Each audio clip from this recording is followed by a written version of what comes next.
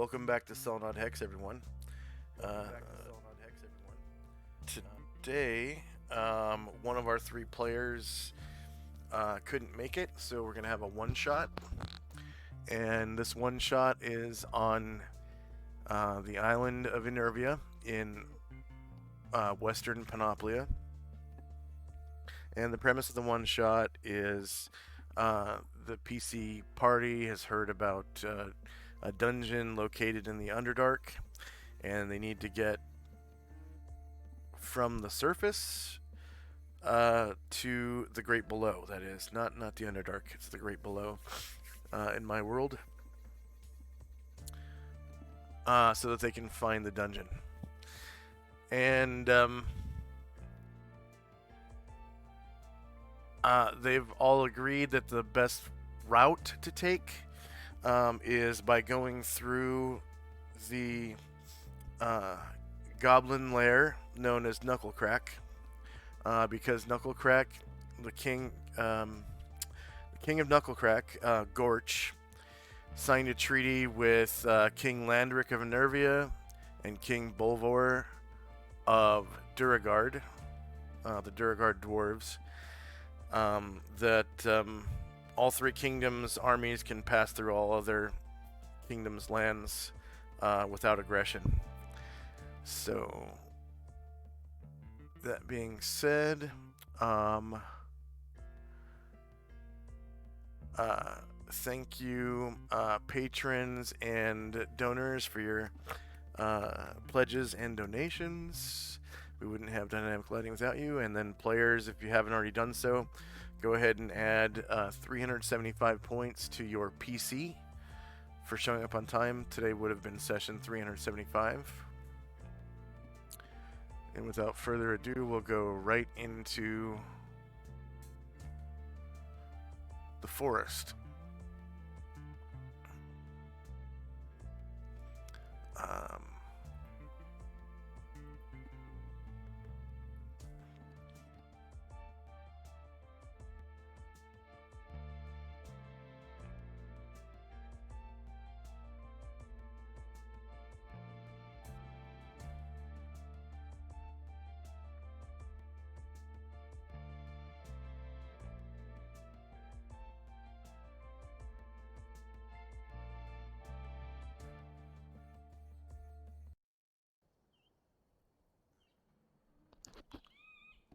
So you've reached the edge of the forest.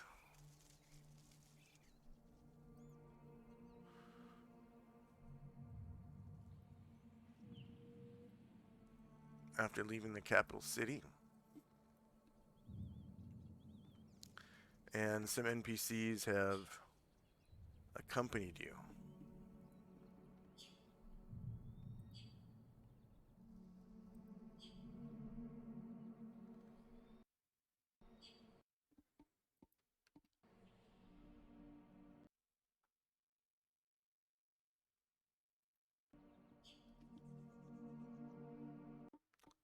There is this stout halfling,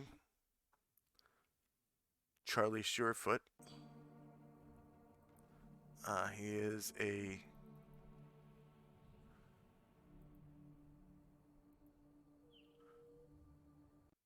he's a thief without a kit, no kit. There is Velcane.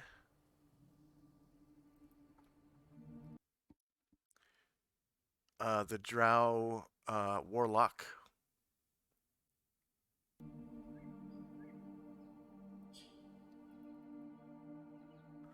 Who has been a personal servant of the king for some time now. There's St. Luther Crucible, who you both, I'm sure, have met.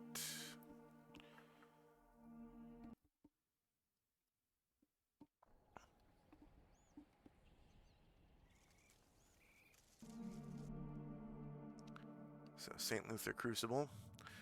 Mad Moen.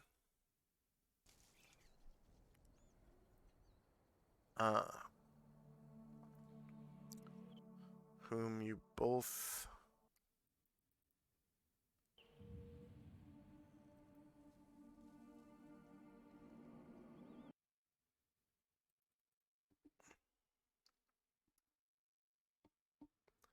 had seen recently in a bar in Enervia, along with this young paladin named Matrice. So this is Moen.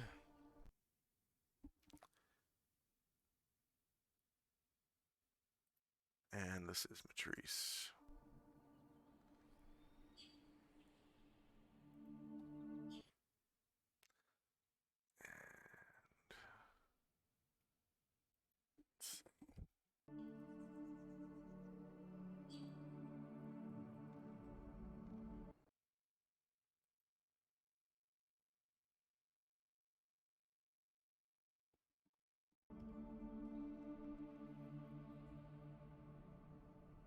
Is the music skipping on your end? Nope. No. Wow.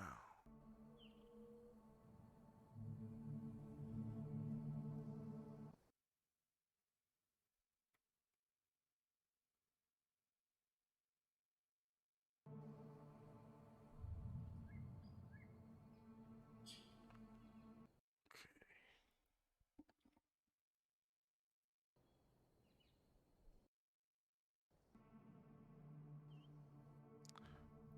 1 second.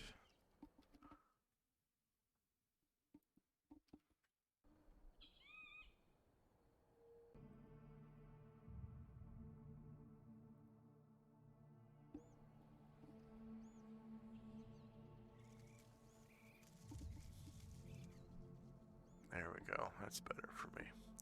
All right. So go ahead and roll D100, and whoever rolls higher will go first. Since I already have 2 NPCs, I'm fine with Chandra taking the first 2, and then I'll go First after 2? that. But then Okay. we'll yeah, then we'll switch off after that. All right. So Shandrak, which NPC do you first prefer? I think that I'd like Mad Moen and how about Charlie? Okay. So Mad Moen is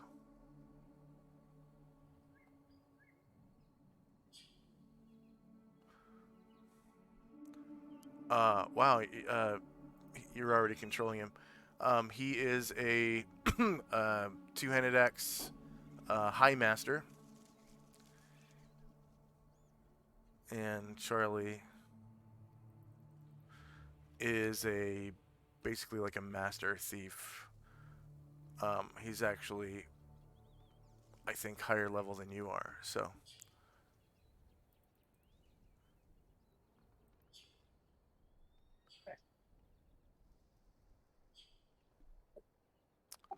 I will go with St. Luther.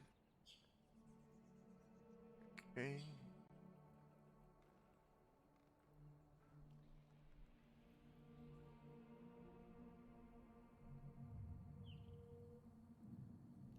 And the St. Luther.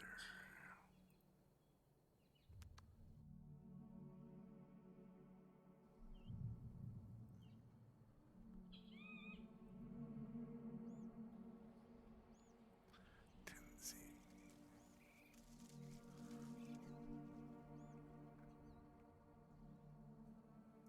Okay. That leaves Velcane and Matrice the paladin. We'll take Volcane. All right.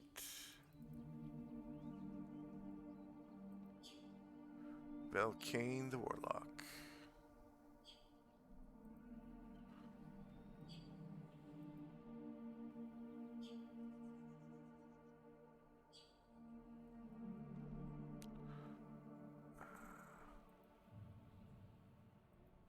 And that leaves Matrice the paladin to Tenzi. Yep.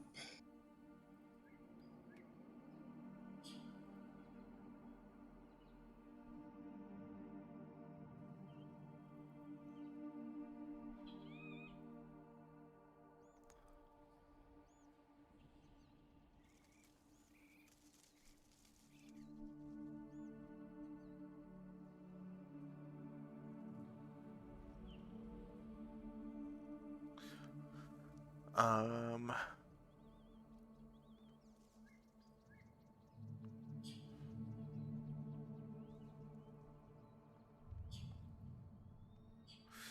all right. Um, so you've entered the forest, and you've come across a stone that looks like it's been carved out, which is for this part of the forest is very common because of the former war between the elves and men. So the elves of Yanis in this forest were fighting over the rights to the mithril mine at Knucklecrack. And the humans weren't having that, and so they waged war on the elves in this area.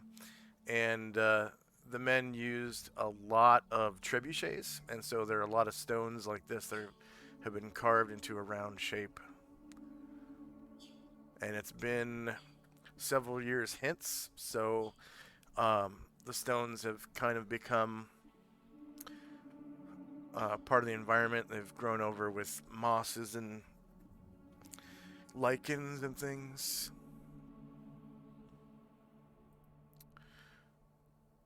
So go ahead and roll your base size initiative if you could for your PC.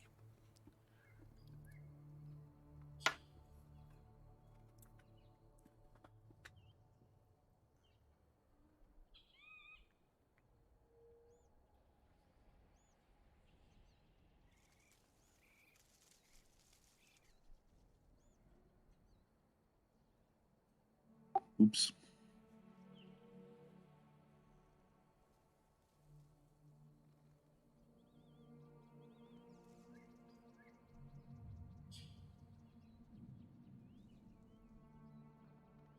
There we go. Okay. All right. So time now is 7:36 a.m. It's only taken you about a half an hour to get out of the city and across the plain into the forest. You've traveled just a few miles, about a half an hour. Reach the edge of the forest.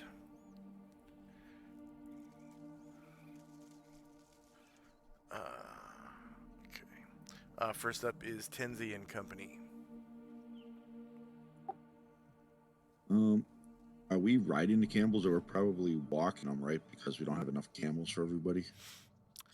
Yes, and then also the halfling only moves at 6, so if you were riding the camels, you would probably want to have the halfling ride on. Yeah. We only got 3 camels, so we don't have enough for everybody. So, yeah, we'll just walk them.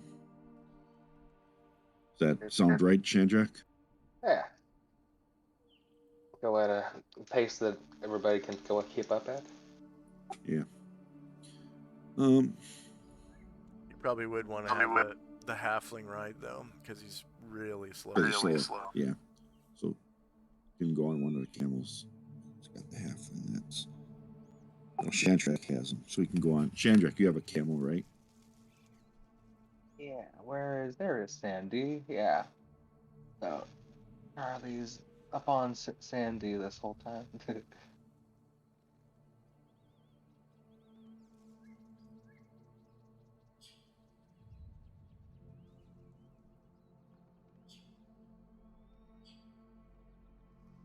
Long around the rock.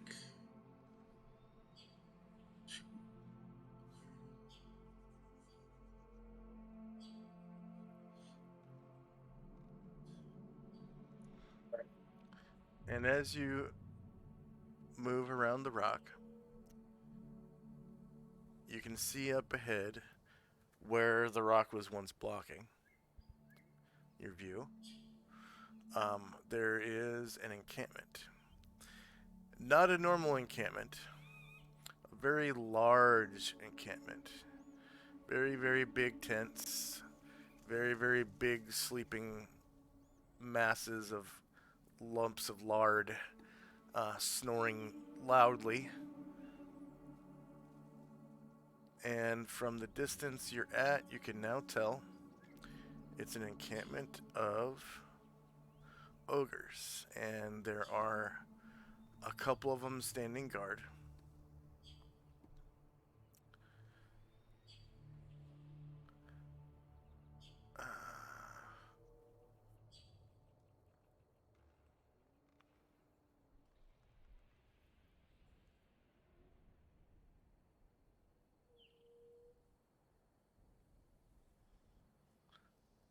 So one here.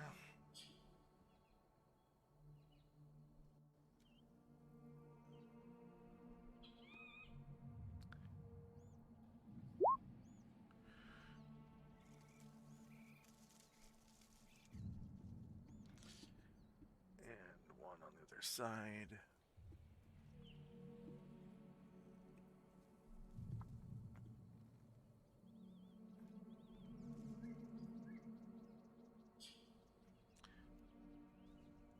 And you can see that one of the tents is way more spiffy than the others. It's got little frills at the top of the poles and like drapes hanging down where the door to the other tents pretty much is.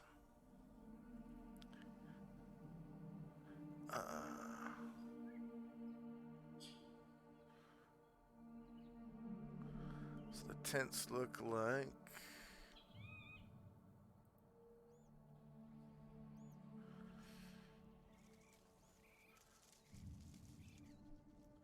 these large tents made of like skins.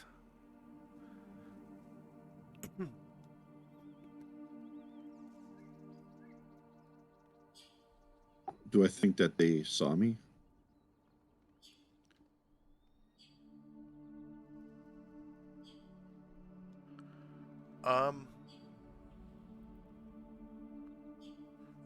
Let's see.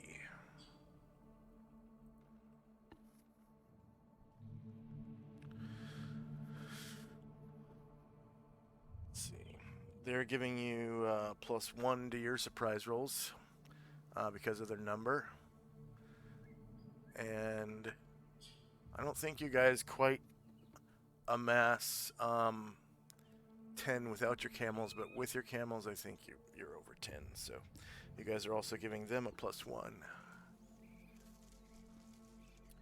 Okay, so yeah, it looks like as soon as you came around the rock, this ogre right here, kind of, you caught his eye,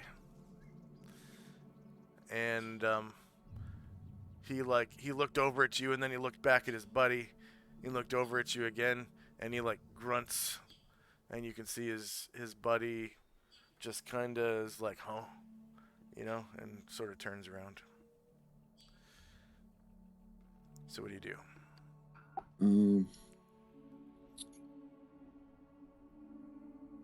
I think I'll step back behind the rock here and motion to the others to be quiet. There's something out there.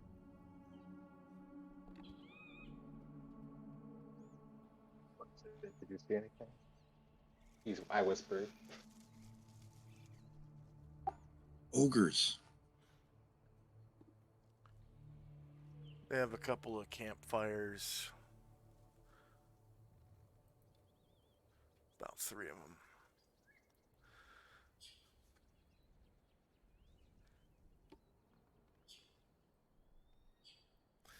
Okay.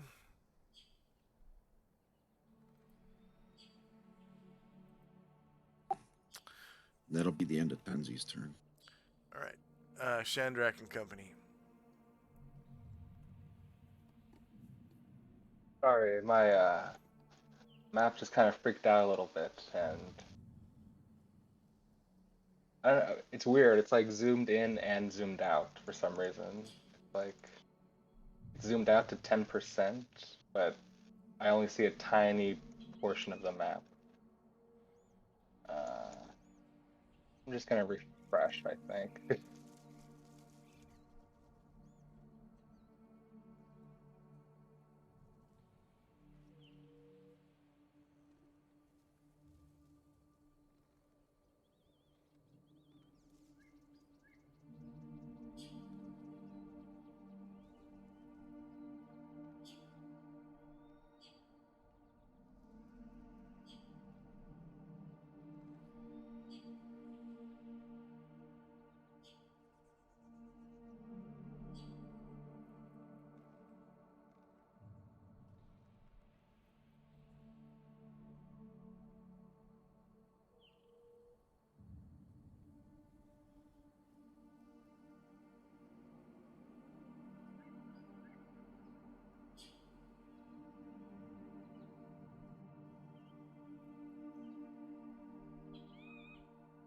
My computer is giving me a lot of problems today for some reason.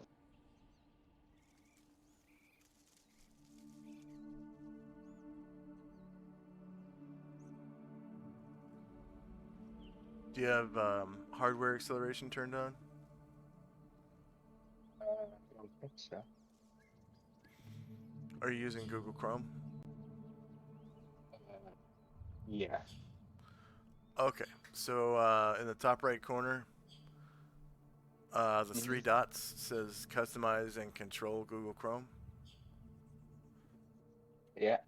Okay, if you click on that, go into settings near the bottom.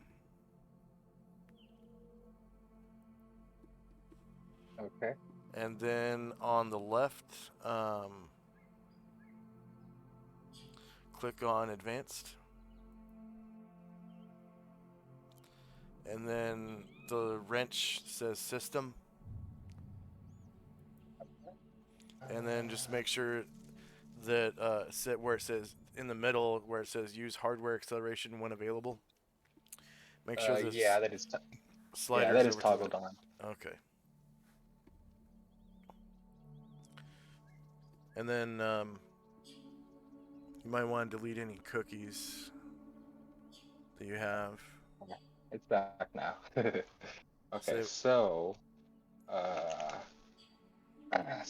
hearing that from Tenzi, Chandrak is going to cast Stone Skin on himself.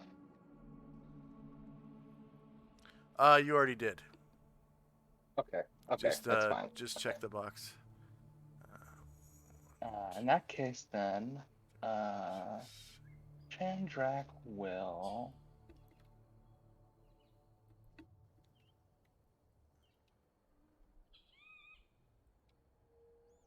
I'll attempt to move silently to behind the rock.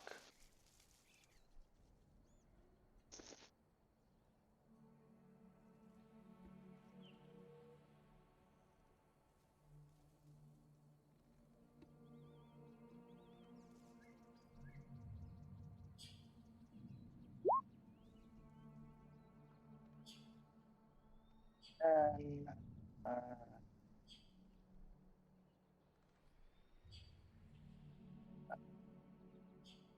yeah, then Charlie will get down off of Sandy. He'll also try to move silently towards the rock.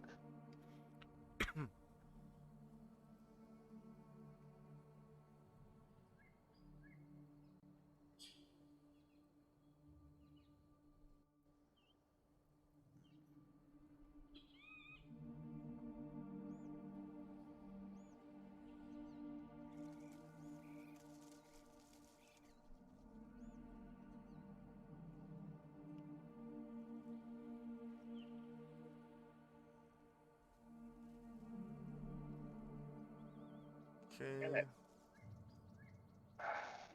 Well, what's wrong?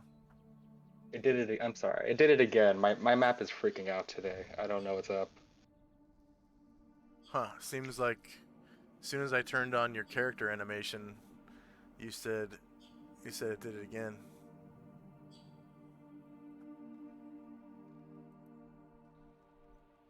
Maybe can you turn it off and see?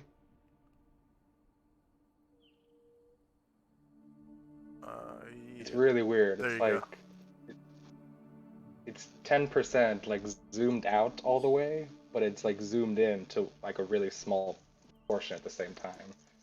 But yeah, that's not doing anything. Okay, so yeah, Chandrak's just gonna try to climb on top of the rock and uh, and hide, and Charlie's gonna hide behind the rock. Okay. Let's see. One climb check ought to do it.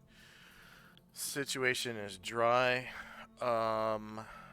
It's gonna be like abundant handholds because the rock is sort of pitted and has places for your fingers to go as you climb it, similar to how easily it would be to climb a tree.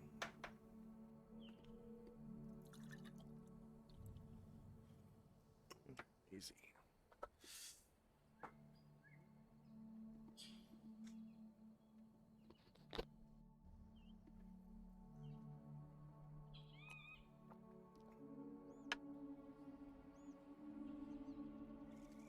I don't think you're wearing armor. Could you just roll that for me? I had to reload again because my thing's just being like unplayable.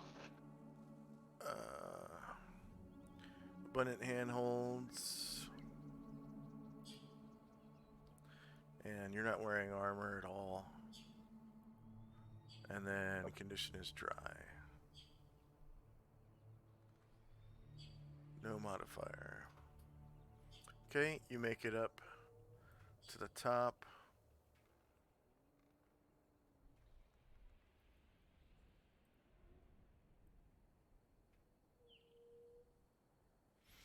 And you said you wanted to hide on top?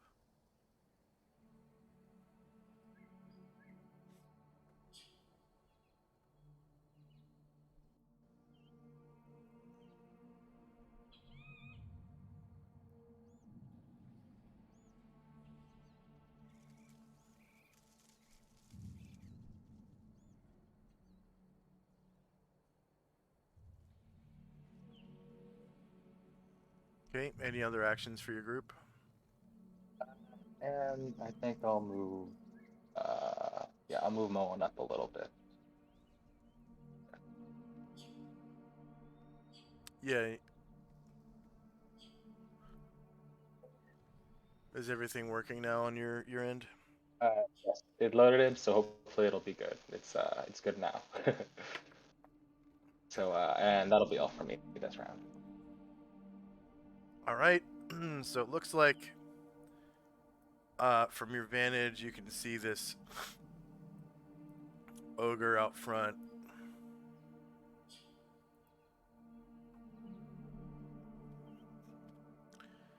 And it looks like he's turned around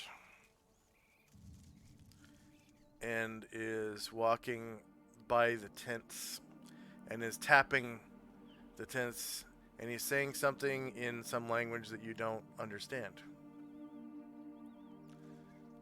And there's this one on the ground on like a winter blanket that's asleep, and he like kicks him as he walks by. And then this guy again on a winter blanket kicks him, and he walks right to the frilly looking tent, the special one.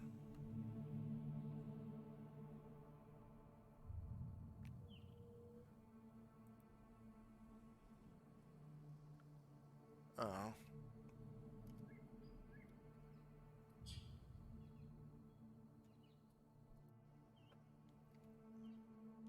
I put the tents on the wrong layer.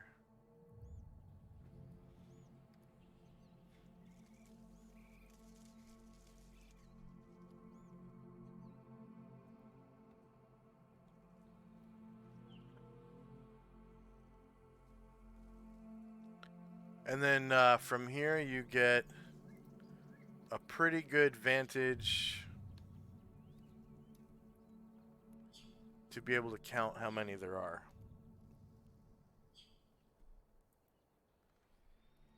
What does it look like? So it looks like there are 1, 2, 3, 4, 5, 6 tents. Yeah, 1, 2, 3, 4, 5, 6 tents. There are 2 of them that are obviously awake and on guard, and then 4 more that are sleeping on the ground. Probably too poor to afford tents. And by on the ground, I mean on a winter blanket. So like a bedroll. A big bedroll. So all in all, 12 ogres. If each tent has an ogre.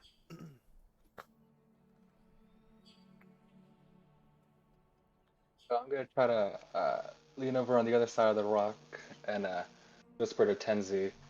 Looks like about a dozen ogres. If we maintain this position, uh, I should be able to aim a fireball at them next when I get the chance.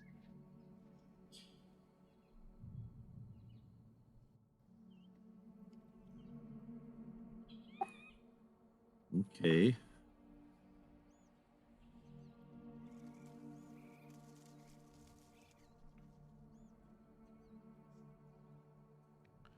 It looks like they're waking up and getting ready, so you be on guard. Okay. And that'll be all for me.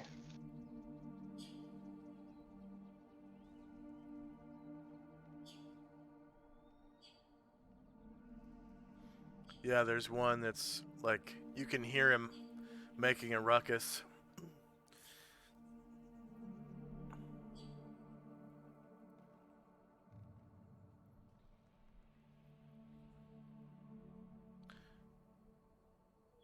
All right.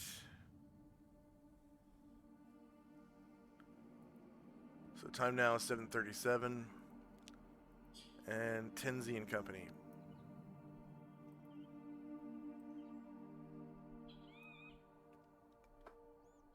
All right.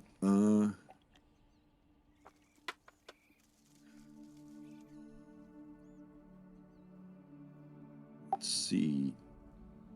I think we're gonna do some preparatory spells in case things go sideways here.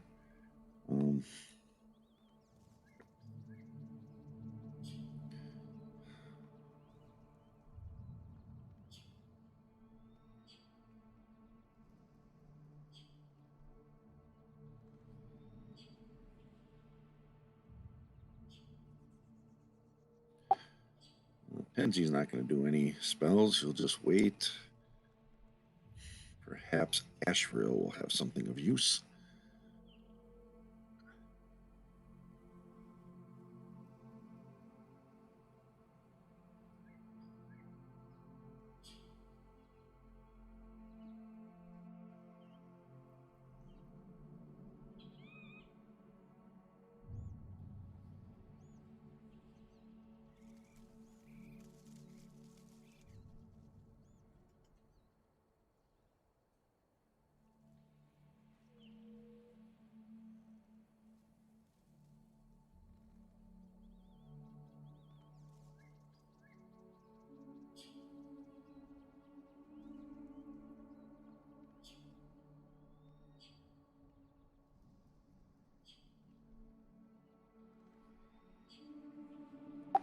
All right. Yeah, he's gonna cast use innate spell ability to cast protection from normal missiles on himself.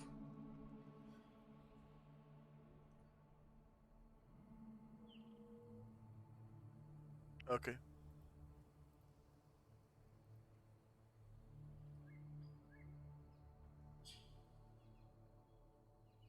Oh, is there a template for that? Um. don't even know what level that is.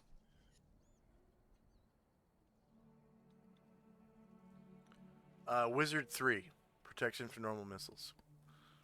Thank you. Does he have that memorized or something? It's innate. It's one of his diva abilities. Oh, right. I haven't updated his. Yeah.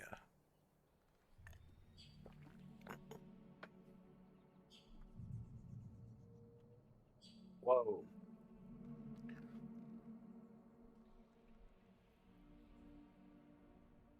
8 turns.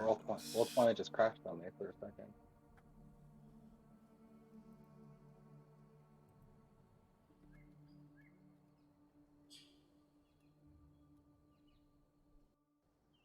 While he's doing that, Musashi will move up behind the rock next to Tenzi. And Tenzi's just going to listen to hear if he hears them coming or if there's any other disturbance from the camp.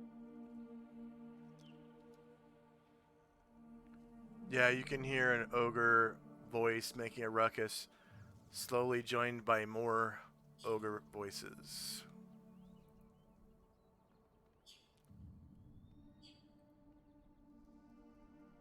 Maybe he should just... He's just going to cast Vengeful Strike just in case things don't go well. Okay, go ahead and roll the template.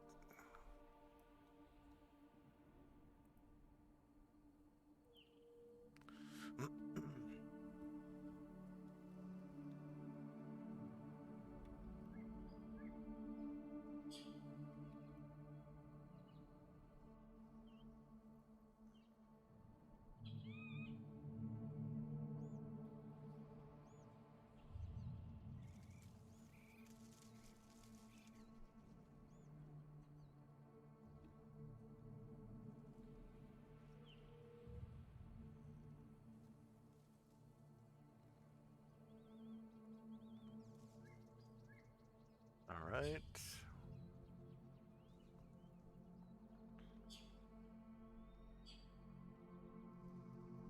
Shandrak and Company.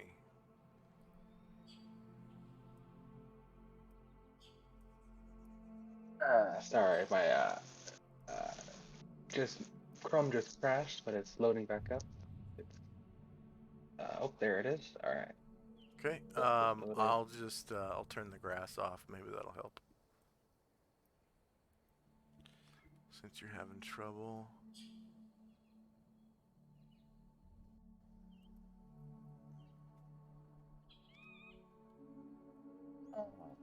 Charlie, this round will join me on top of the rock, and he'll climb up. Okay. Yeah, so climb walls, abundant handholds, dry, and then no modifier. And he's wearing... I think he wears leather armor, but let me check. Oh, he's wearing hide armor. So that's going to be a little difficult for him. Leather, branded, scale, or studded leather? You said branded? Banded. I don't see Oh. hide. I see leather, banded, plate, scale, studded. Let's see. It's going to be the same as, I guess, chainmail. Was chainmail on there? Mail? Scale or chain. Yep, there you go.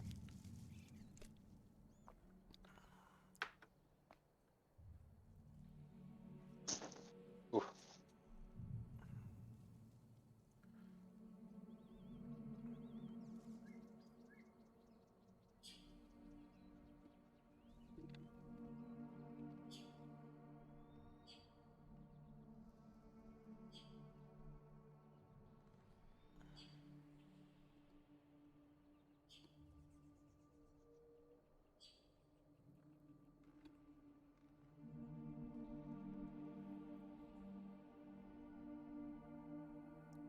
Yeah, his Nice. AC is pretty titties, but his thief abilities suffer quite a bit from it. Well, in that case, yeah, I'm just gonna cast a nice fireball. Okay, initiative.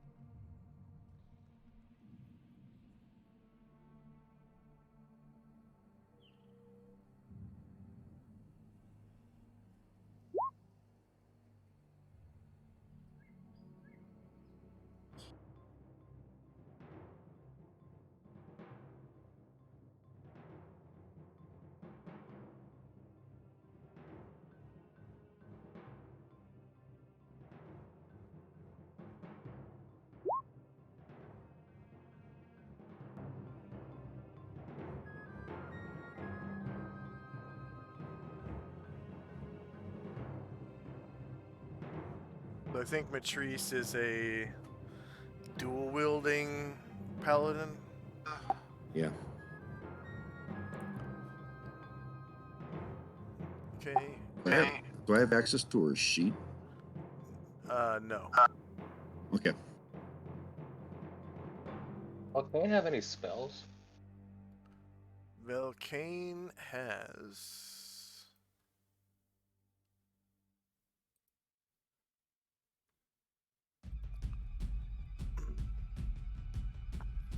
memorized, he has...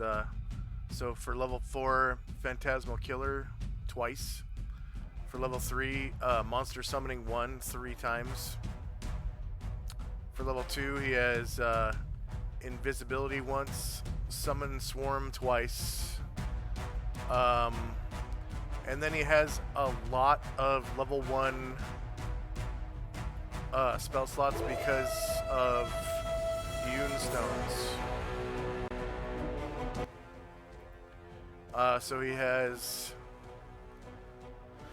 Comprehend Languages, Read Magic, Identify, Copy, the Armor spell, which he has already cast today.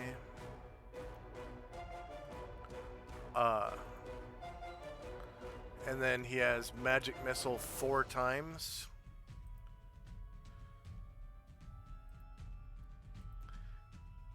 Or, I'm sorry. 8 times. He has 8 magic missile spells memorized.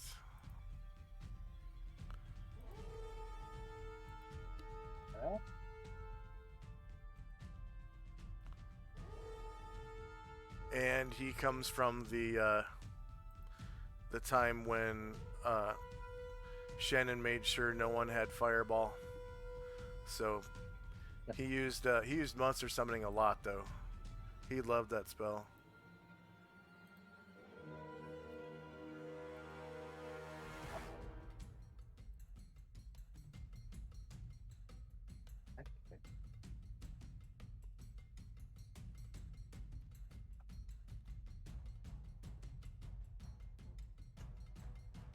Did you want to cast with Velcane?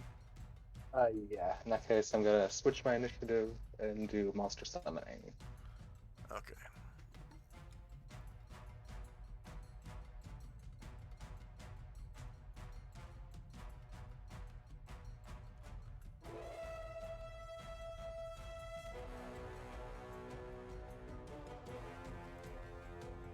Anything else? Is anyone else still rolling? Alright, here we go.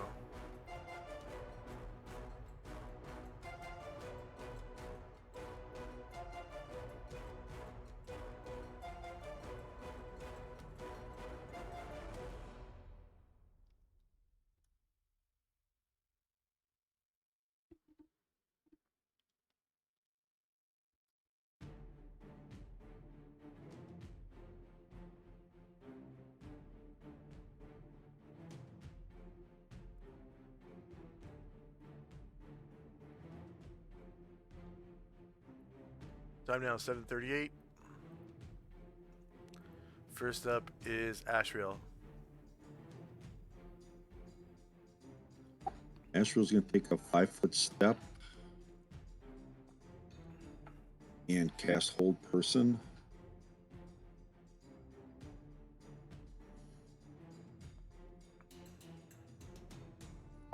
First move, 5 feet.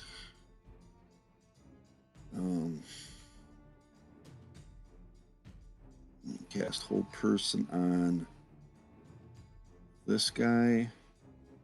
I think I have line of sight to him by doing the 5-foot step without hitting the rock. Yep, you do. All right, so he'll cast Hold Person on those 2.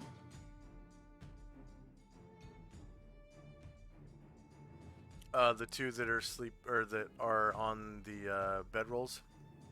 Yeah, They're that's the only standing. ones. They're standing now. Yeah, those are the only ones you can see. So that's what he'll do. Okay, go ahead and roll template.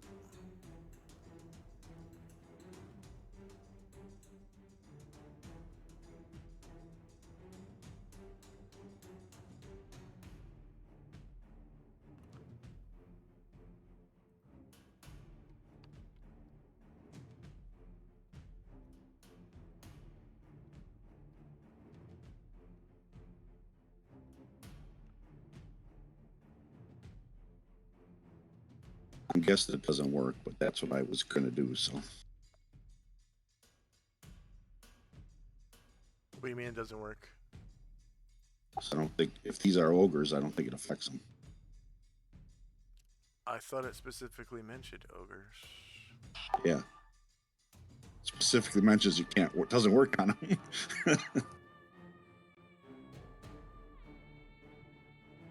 I think I'll have to read through it. Oh, because they have to be man size or smaller.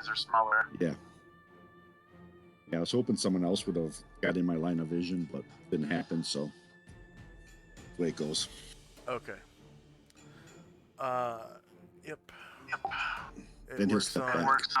all PC races that are medium or smaller.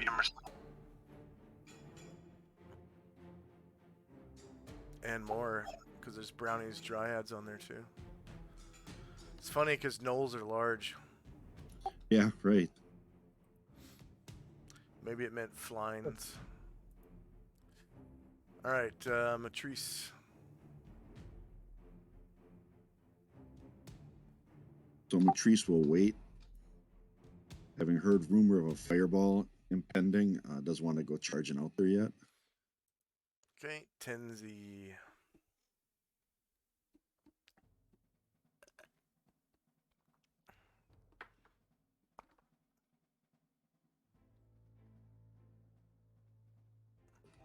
Tenzi, I think I rolled Crown of Gold. No, Vengeful Strike or one or the other, whichever. Crown of Cold.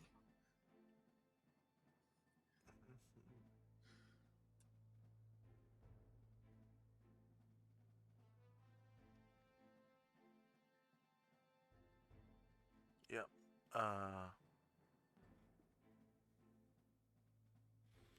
And the previous round you cast Vengeful Strike, right? Correct. All right.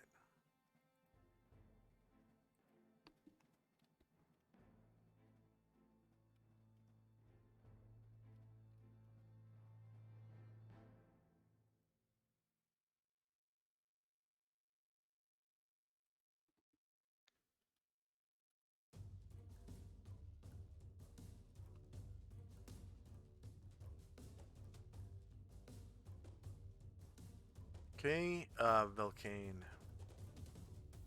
He's casting Monster Summoning 1.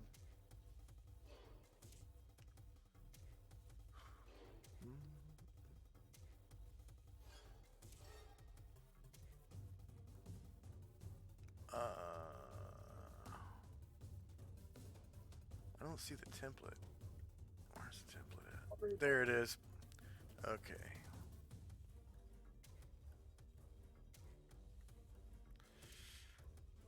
All right.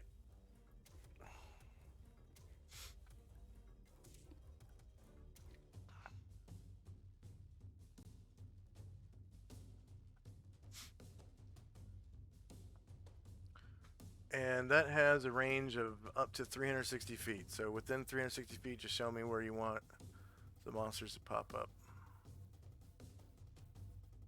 How about...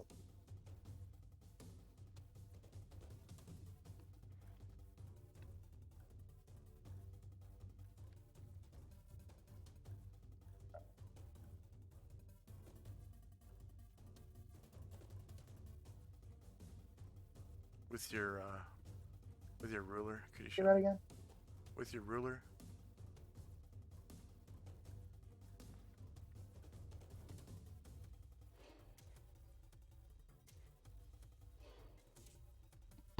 Could you point with your ruler where you want the monsters to show up? Alright, the thing's going a little slow again. Oh wait, there it is. Let's see. So One from right there. Velcane, the Oh, caster. no. So 30 feet, right?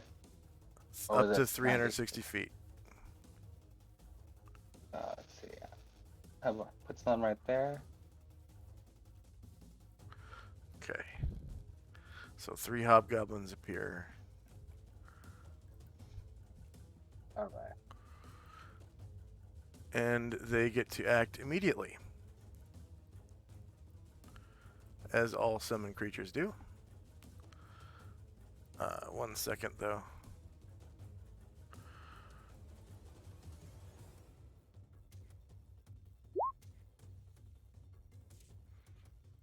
All right. It appears that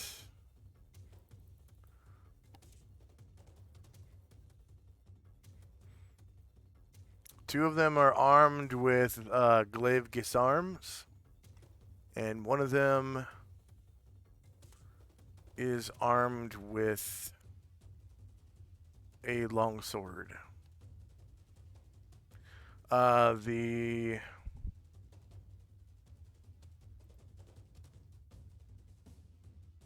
looks like he's dual wielding longswords. Let me check real quick. Doesn't look like it. 1 second.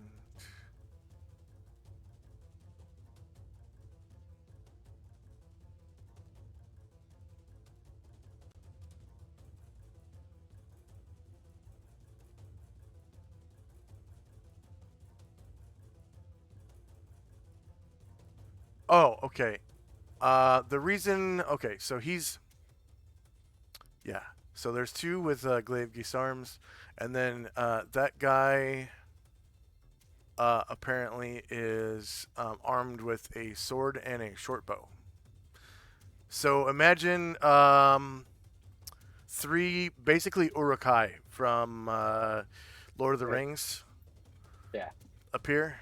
They're like six, 6+. They're 6.5 feet tall. Big, big ass, um, bad looking dudes. And one of them looks like basically like the leader. You know, he had the bow and he had a sword. And then the other two look like his backup, pretty much, um, with their glaive arms. Uh, and they're all wearing medium-sized lamellar armor, which is let's see, where is it? Rules, etc. Gear and equipment, weapon and armor.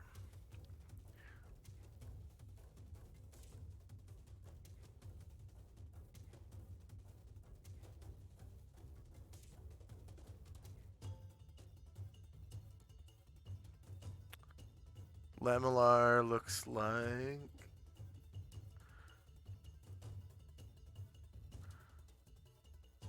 I think it's like Roman armor. I'm not absolutely sure. Uh,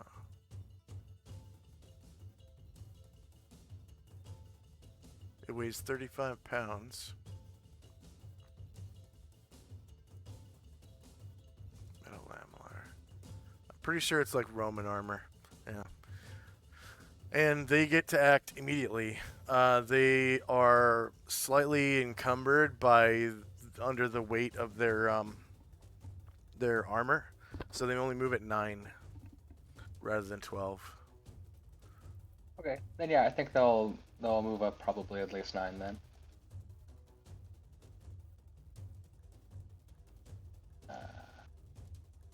I can't click on them if I'm supposed to. Yeah, 1 second.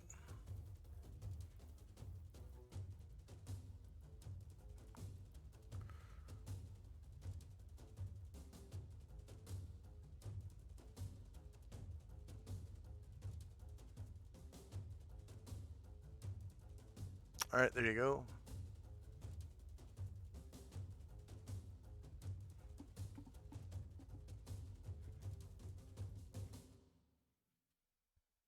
Should be able to click on them now. Yes. And uh,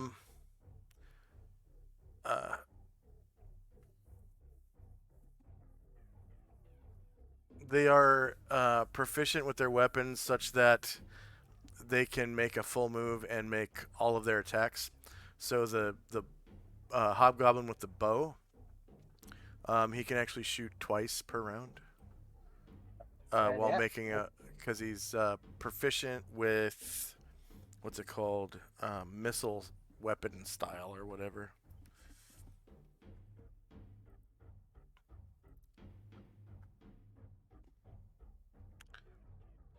So you can shoot once now, and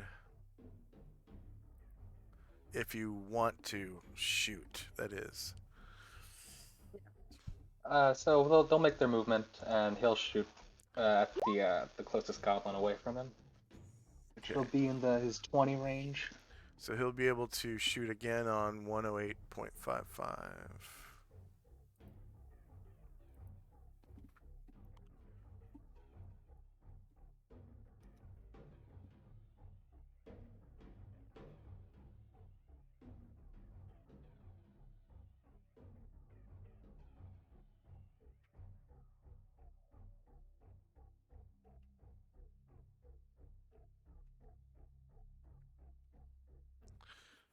Which one did you shoot at? I'm sorry. Yeah, yeah, the one at the very front. This one. 14 squares. Yeah, I did medium range.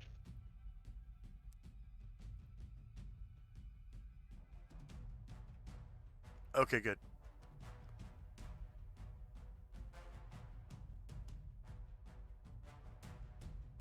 Okay, that is correct. However, the attack roll of 9 does not hit AC 5.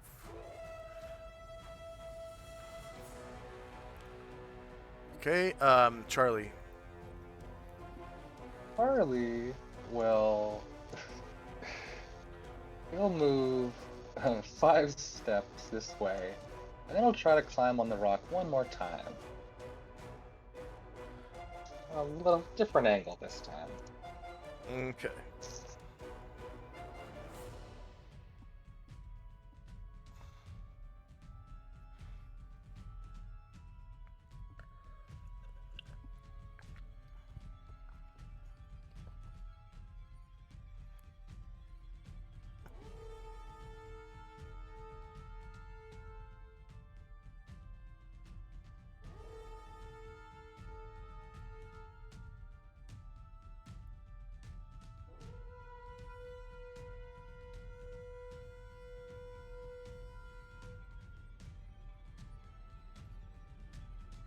Yeah, Oh, that'll be damn. all for him then. Okay, Musashi. Musashi's gonna wait.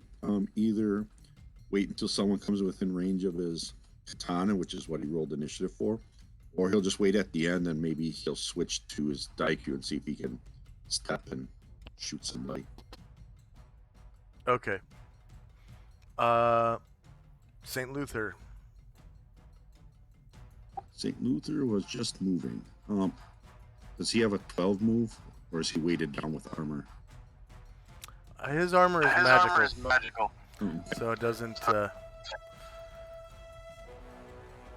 he will move 1, 2, 3. He has a magic shield, a magic weapon, and magic armor. And his shield is large too.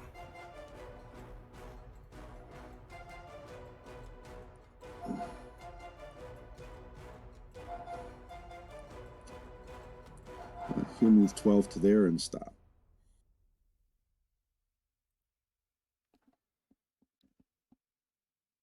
Oh, that's right. Somebody gave him that Footman's Mace +4.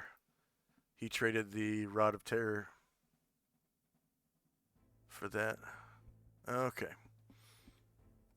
I don't remember who it was he traded with. Like Bromnar or somebody? I think it was like the fairy. Oh, yeah. The fairy had the mace. She stole it from an NPC in the dwarf city. Not Duragard, but the other one. I forget the name of it. Okay, so one of the ogres steps out of the tent and basically just kind of goes for it.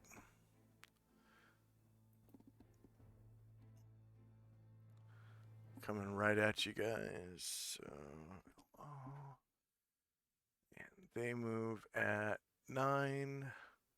So he goes 1 to get out of the tent. 2, 3, 4, 5, 6, 7, 8, 9.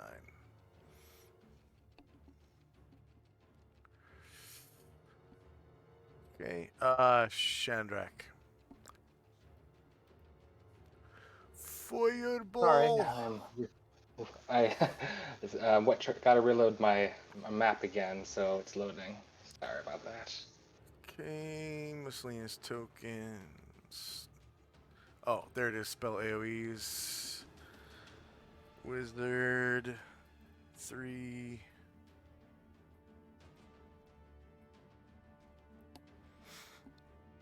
And Fireball.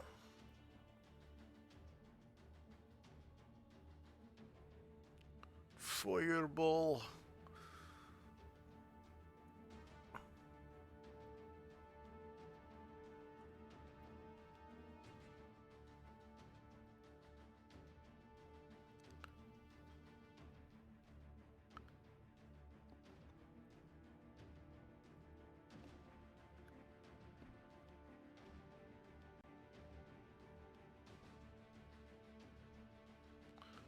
Your range is 300 feet.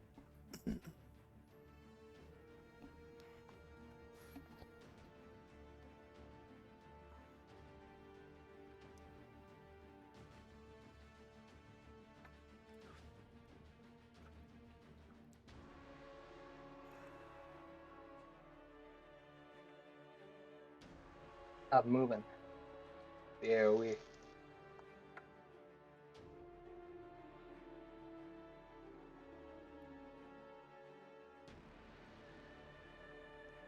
Now, are you able to select it?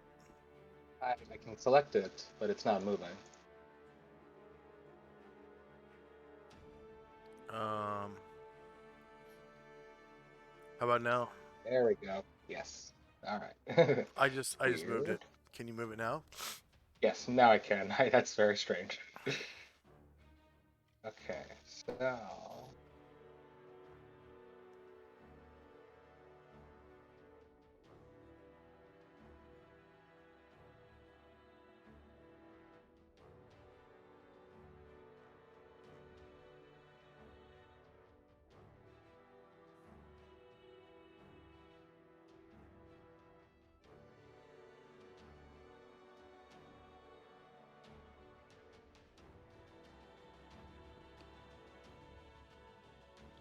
right there.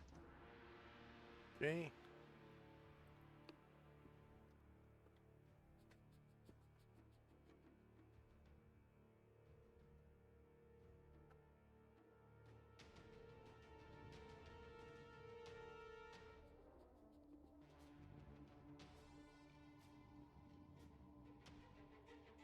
And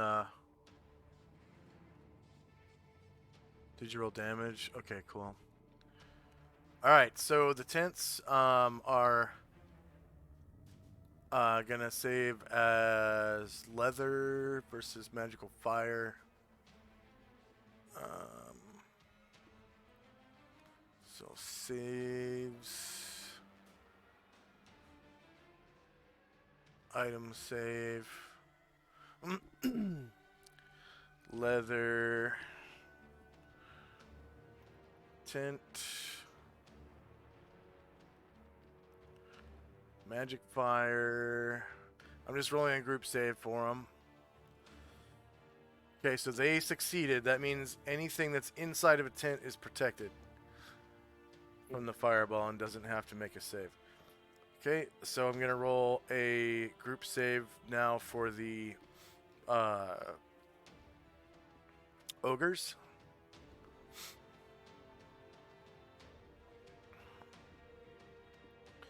Save spell. No modifier. They count as level 4 warriors.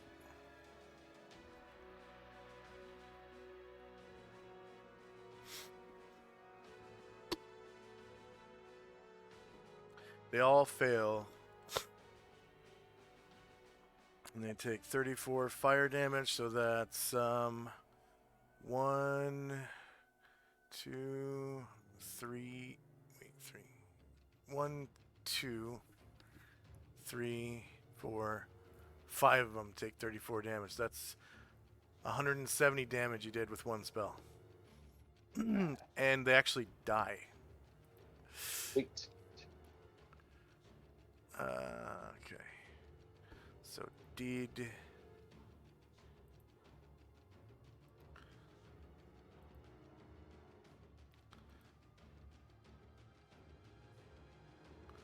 pause. Did pause. Did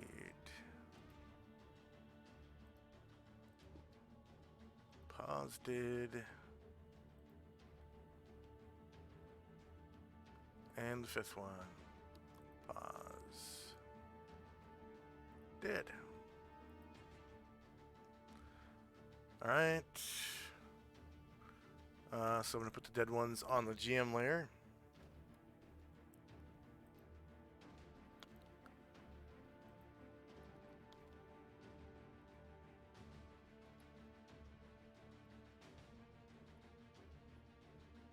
Alright.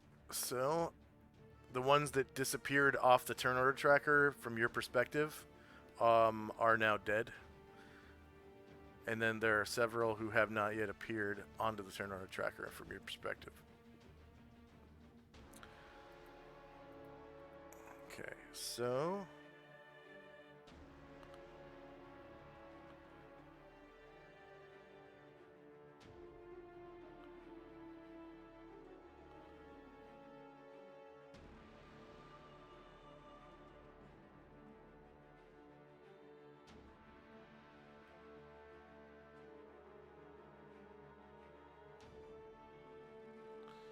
this ogre comes out of the tent.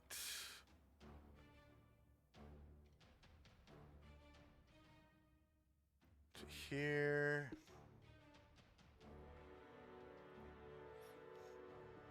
So that's 1, 2, 3, 4. Oh, come on. 2, 3, 4, 5, 6, 7, 8, 9.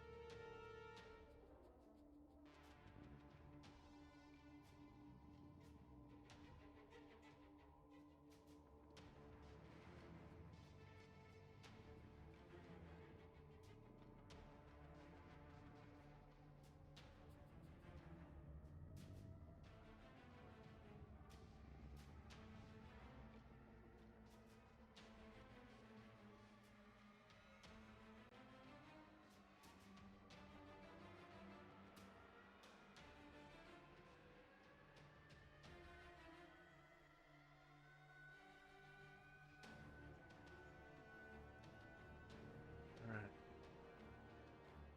So this ogre pops out of the tent. 1, 2, 3, 4, 5, 6, 7, 8, 9.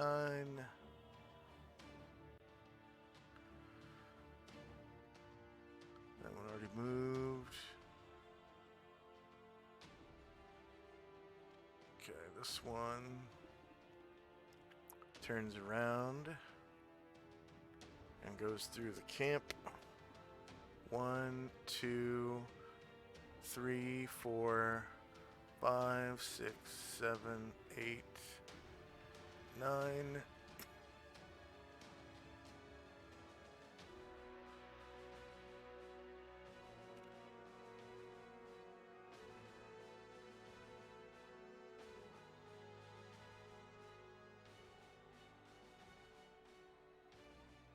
This is a dead ogre, and this one's alive.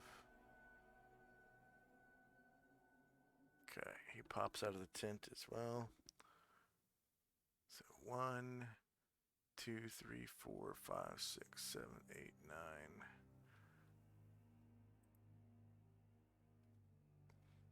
And another one.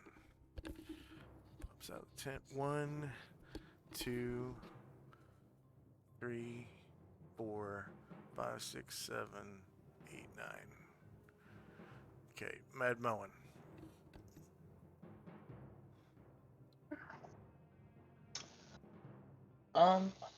So,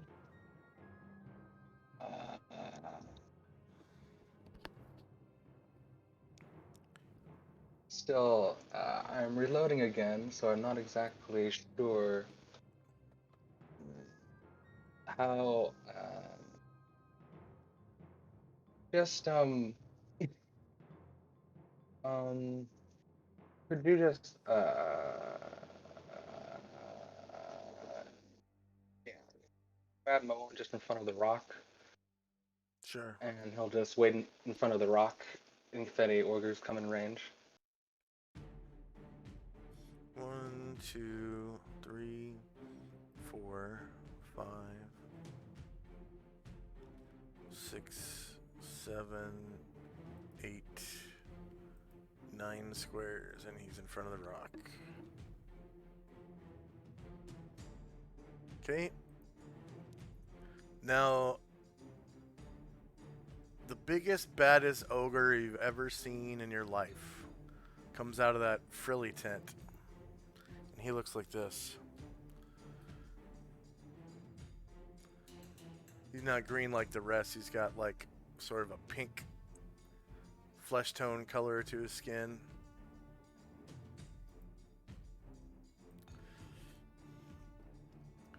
Pops out of the tent. 1, 2, 3, 4, 5, 6, 7, 8, 9.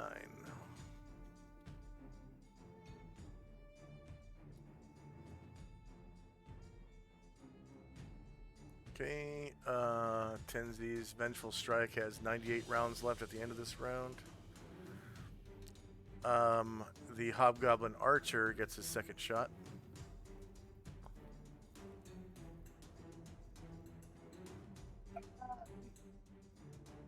My computer is just still like loading. I don't know what's up. So maybe could we just like take our first break so I can like turn my computer off and on again? Sure. Yeah, let's take a 5-minute break. And for our viewers, I have a 3-minute ad break, so you're not just watching these animated tokens for 5 minutes. We'll be back in 5.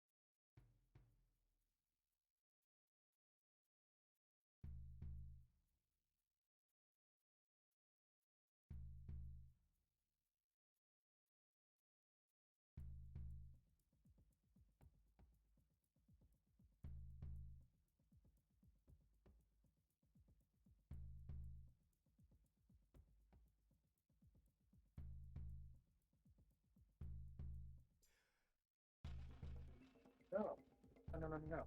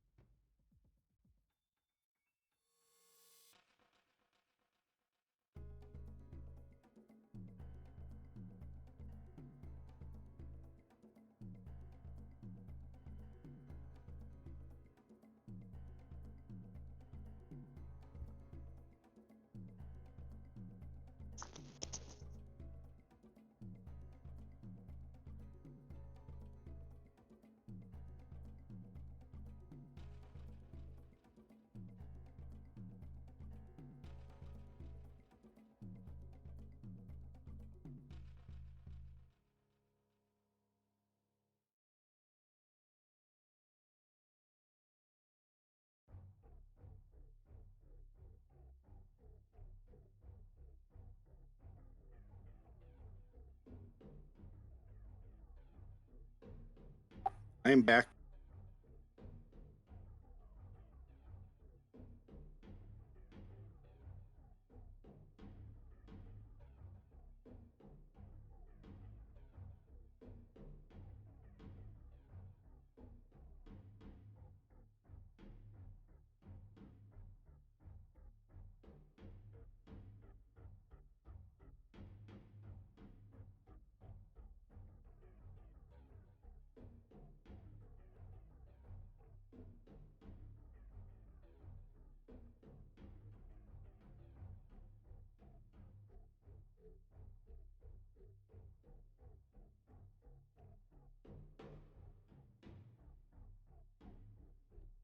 I'm back. Hopefully it's fixed this time.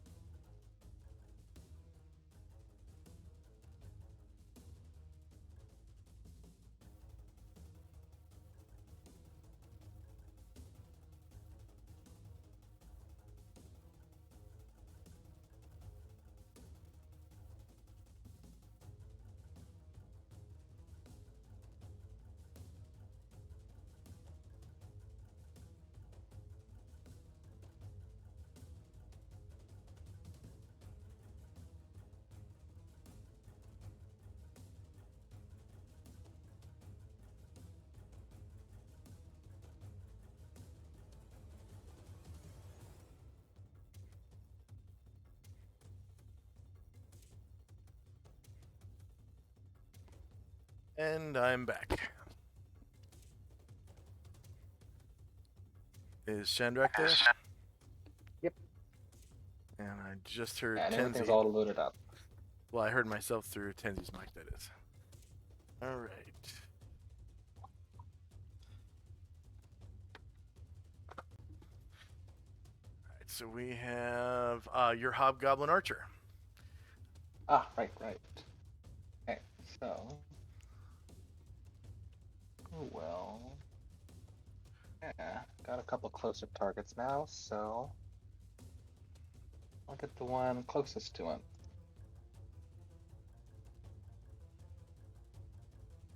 Would that be his front or his flank? He turns to face you. All right. Monster summoning lasts for 10 rounds. So that is Velcane.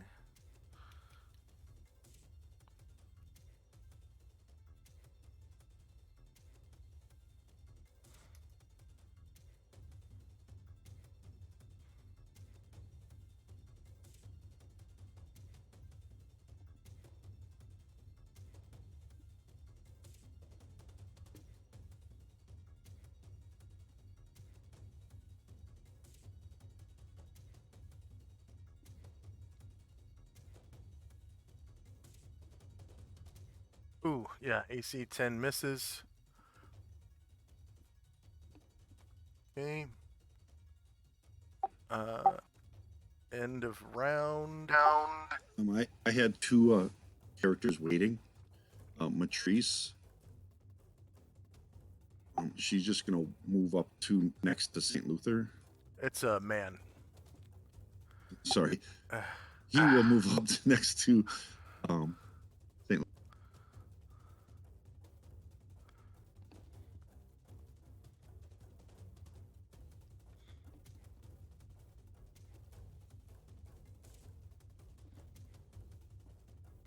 And then Musashi will switch to his Daikyu. Move 4, 5, And I 6. think he gets 3 shots around. Yeah, he's a specialist and he's 7 or higher. Can he move his full, or does he only go half to do 3? Have to do 3 because he doesn't have missile weapon style. Okay. So let's see who's in range from here.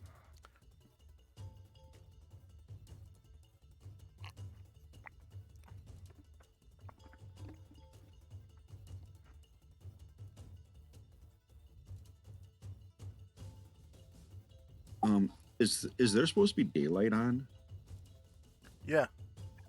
Oh, because I have like black in the middle here. I can only see around like this fire over here. So I can't see here. I can see here. I can see here. But I can't see like any of this. It's all black. There's a tree or something in a way that I can't see. Probably a tree. Okay. Well, it looks like the closest is this guy, and that's 23, well, 21. So that's just short of extreme. It's going to be a long range shot, but he'll give it a whirl.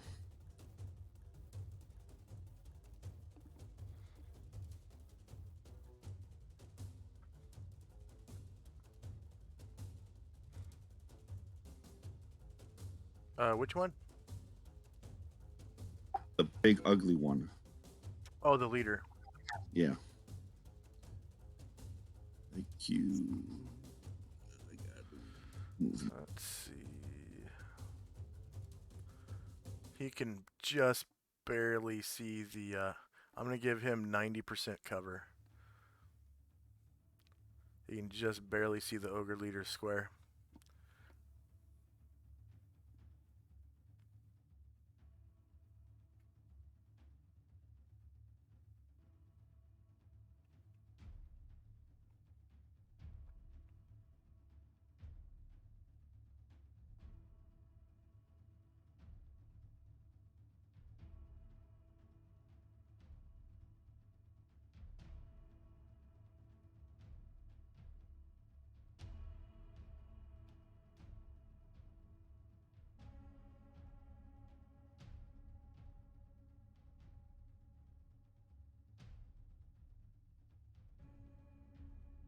Sorry, I got to change around his order of weapons here.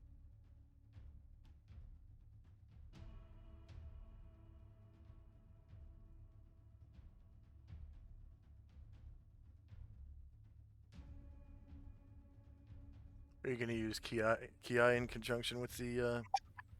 No. Oh. I didn't say it at the beginning, so.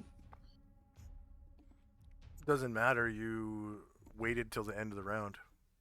You can do anything you want. Yeah, I'll just save it. So 90% cover. What's that make it as a minus to me? Oh,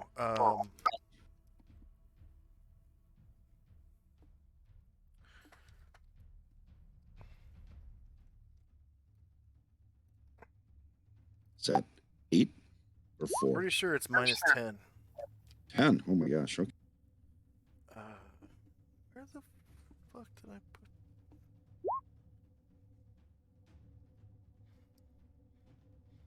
There it is. 90% cover is minus 10.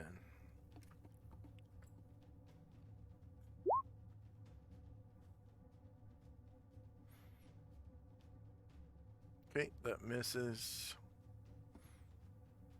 Do you want to take your other 2 shots or no? Yeah. Same I'll target? try. Yeah, I'll try him on him. What the heck?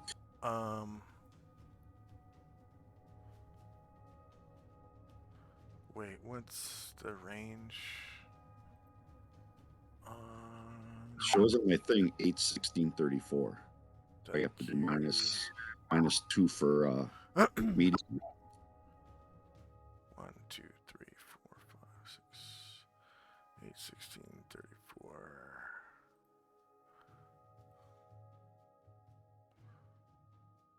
So that's medium range and with an additional minus 10. That sucks. Getting closer. Go ahead and re-roll your first attack because you didn't do medium range. Really? Yeah, I don't see any. Yeah, you just did short range.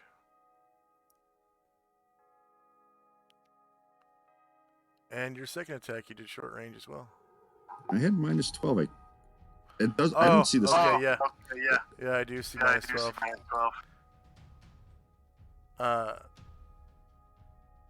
Oh, okay. So you just did minus 12 instead of minus 10. Yeah. Yeah, go ahead and re-roll all 3 and do long range minus 10.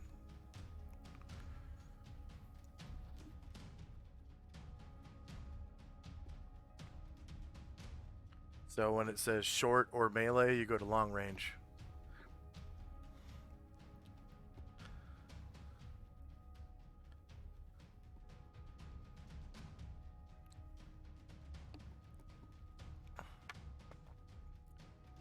There you go. Yeah, long range is minus 5. There we go. So that's a miss. It was long range, right? Greater than 16. So yeah. Yeah. Okay, so miss. Okay, another legit miss and third shot.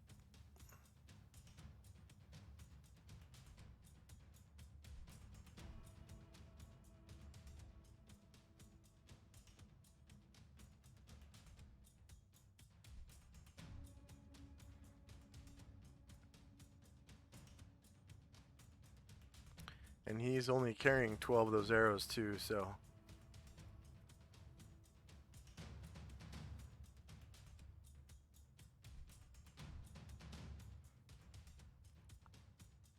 Wow, you'd have to roll a 20 to hit him.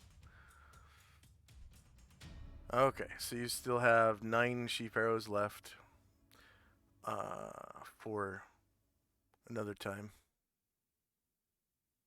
And then did you already move Matrice? Yep. Okay, so you can remove the wait action or token status things and initiative. It's a new round. And as always, I'm not going to re-roll the mooks because it takes too long, but I will re-roll the ogre leader.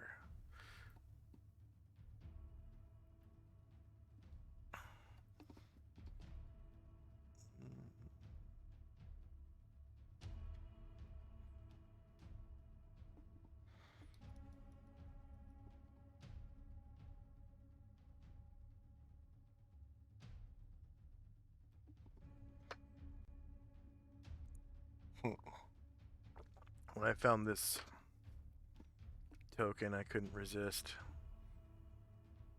That's good. That's all it's about looking. I think the one that I was using before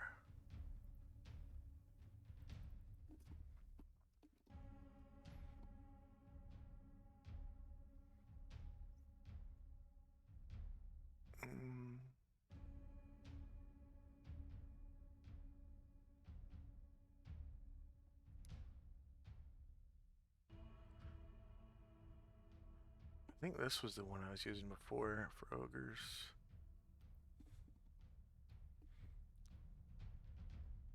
Dang. There's a lot more polys.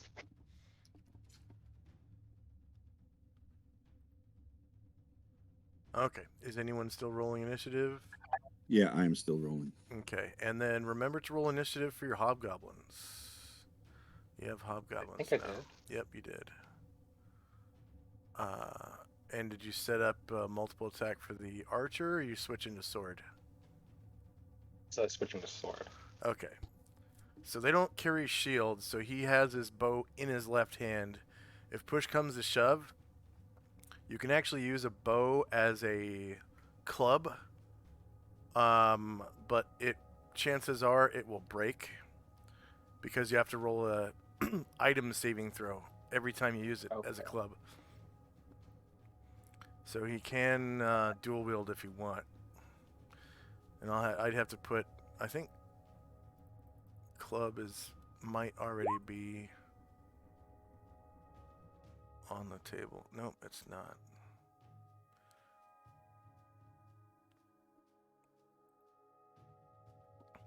But it's Thinwood versus Crushing Blow, so it's. Go ahead. I need multiple attacks for Ashriel, Tenzi, Musashi, and then I don't know if Matrice it's a multiple attacker. I think he is a expert, so yeah, he's got 3 per 2 with his main hand.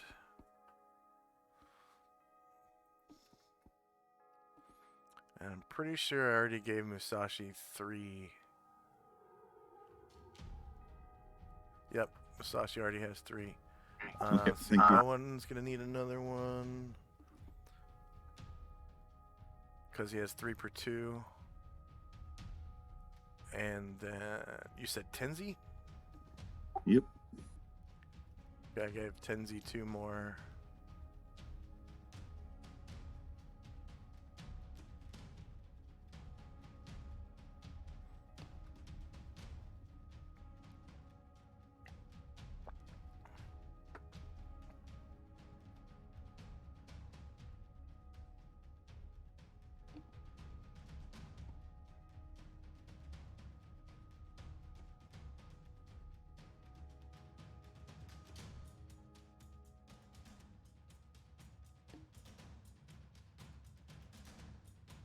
Okay, is anyone still rolling?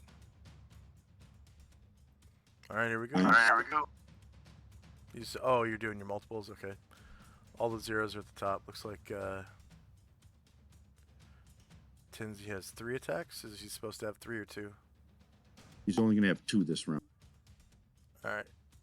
But normally he has 3, or they alternate 3, 2, 3, 2, 3, 2? Yeah, 3, 2, 3, 2. Okay, so we'll just leave it at 3. You can leave a 0 and 1 if you want.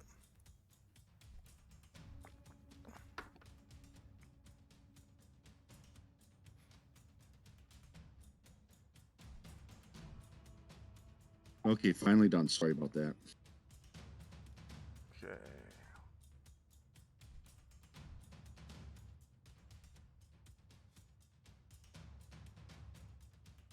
Time now is 7:39.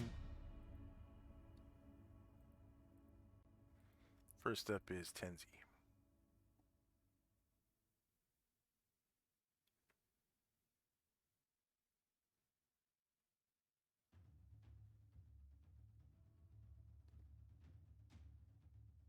He's going to wait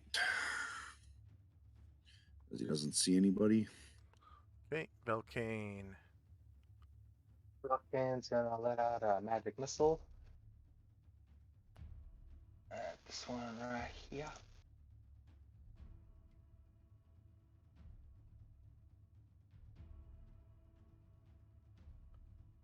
One second.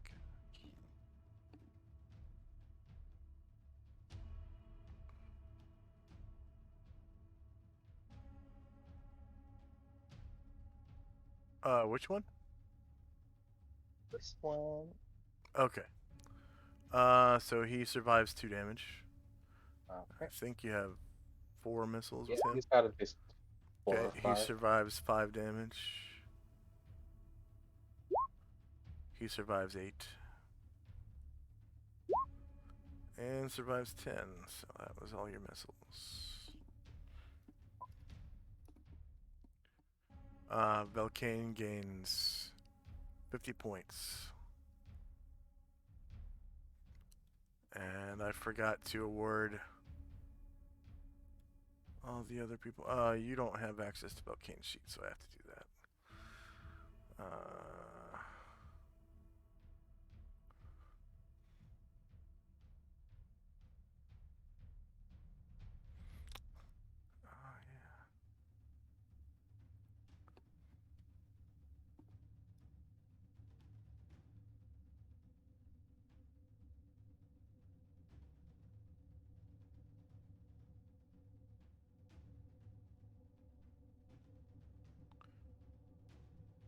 Okay, Matrice. Can't see an enemy, so in range, so she will wait. It's a man. Keep saying that, sorry. He looks like this.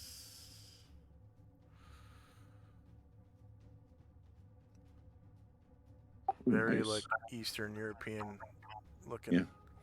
His last name is Slavendar too. So the player originally wanted him to be descended from like Eastern European people, but he was born in Enervia City, and he actually worships Ushas, so which is kind of uncommon in Enervia City.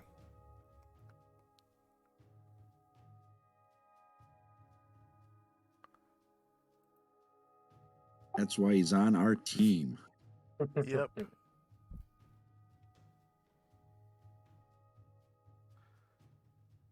I can't remember. Can't remember Moen's religion. Moen, he worships Gaia. Wow, the old gods. Okay. Musashi.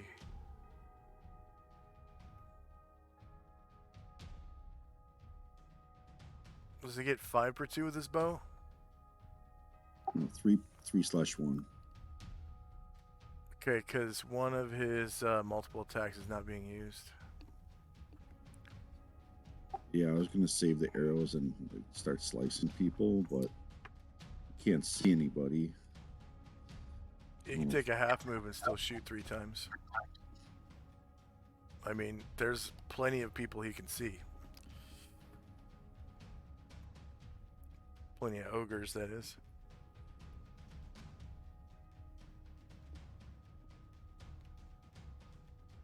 So like I step here and I'm in the dark.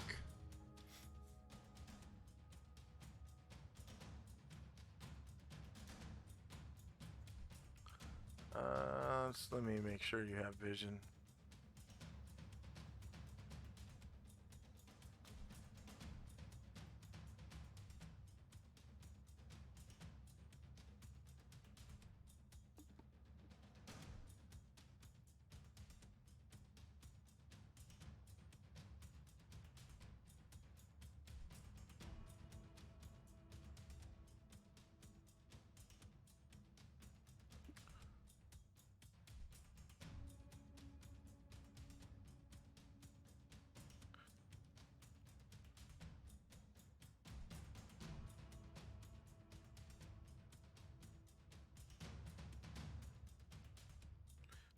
Yeah, I'm going to turn daylight mode off real quick.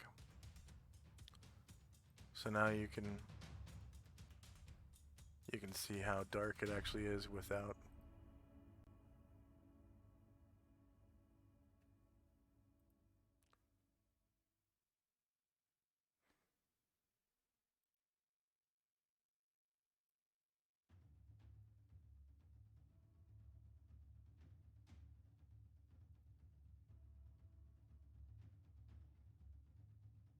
Were there any changes? Nope. Okay, now I'm turning it back on. with There we go. full brightness. Now I can see. So now, whoops, now I'm going to turn it back down to where it should be because you're in the forest. So about half brightness. Save settings, okay.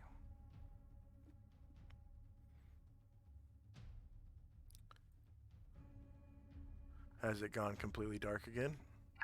Nope. All right. So it looked like I just had to toggle daylight off and on again. And it fixed it. Yep, that's good. I can see. I'm in the shade here, and I can see light from the campfire over there. So yeah.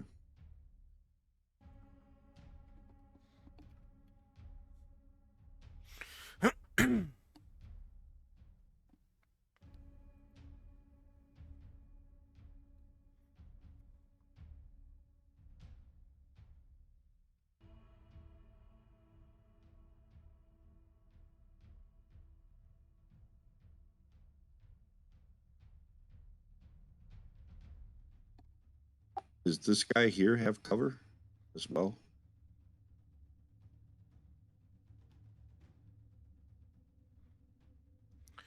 No, he has not taken cover. He could take cover in the foliage underneath him, but he has not taken cover. It's like vines that are growing along the ground, and the leaves growing off of it give cover. They're probably it's like almost like blackberry bushes, I guess. That's basically what they are, blackberry bushes. And if he were to lay down, because he's a large creature, he could take concealment, not cover.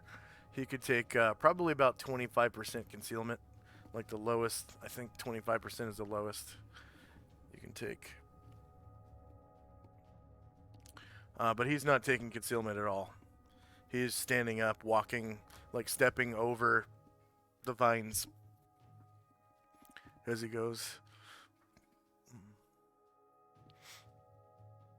I guess I'll shoot an arrow at him. Well, I can't. I have to wait. You have to wait. Yeah, because I didn't roll arrow. Oh, you rolled for sword? Yeah. That makes sense because he only has 2 sword attacks per round. Yep. Okay. Yep. Yep. Okay. And that's why you didn't take advantage of his third attack. All right. The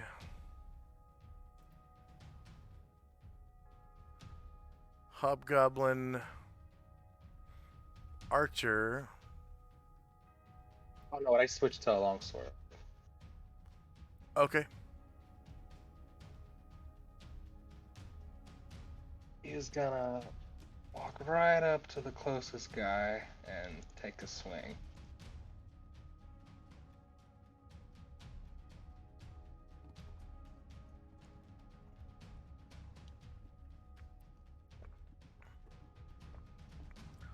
Let's go ahead and fix your facing.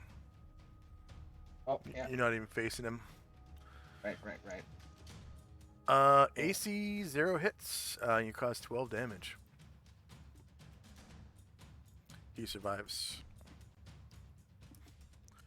And he says in some strange foreign language,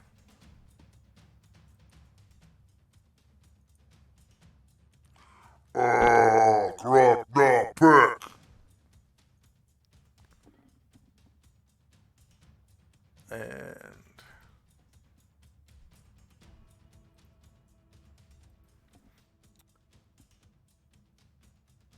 this ogre comes up to you next to his buddy and heaves back with his great club.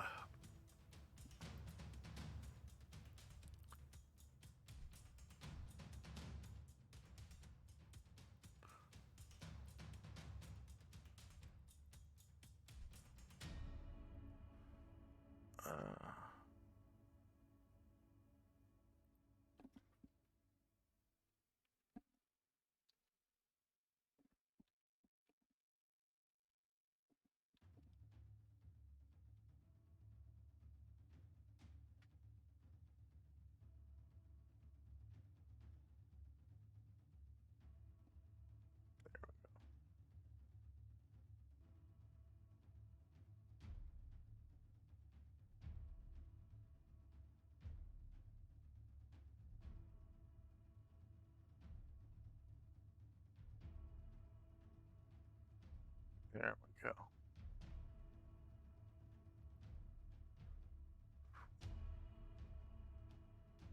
Perfect. Heaves back with his great club and strikes you with it.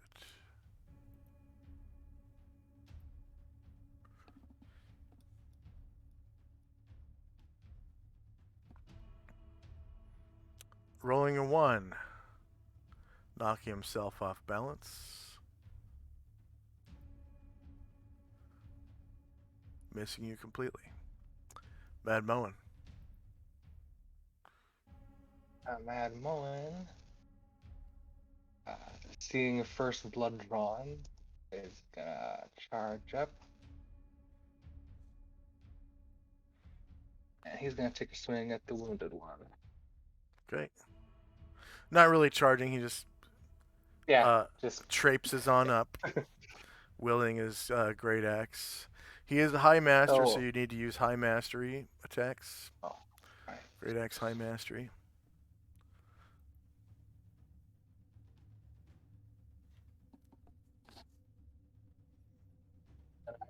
So I rolled for Berserk. So is it Berserk this round or not? Oh, it takes him 10 rounds to go berserk. So what you need to do is you put this singing icon on him.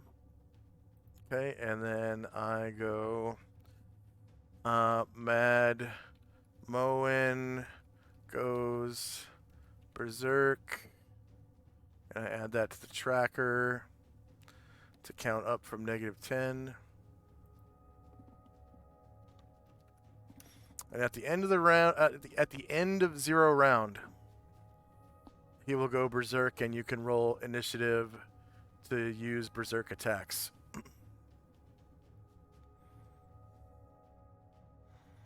So for a regular berserker, it's a lot more difficult to go berserk, but it's also a lot more difficult to snap out of it. So technically, these ogres are shieldless. So you do hit him, but it's not a crit. 2 versus AC 5, and you only cause 9 damage. Rolling about half on one die and 1 on the other. However, it's sufficient enough to kill him. So go ahead and describe how you take him out. So as Mullen finishes coming up right up onto the fray, he just slashes across the chest. There's just a big red cut on a diagonal, and he falls down as blood gushes out. Okay. One of the hobgoblin glaive gisarm wielders. It's the one on the bottom. He gets to move and attack. He can move his full 9 and still make his attack. Go here and attack from the flank unless he turns.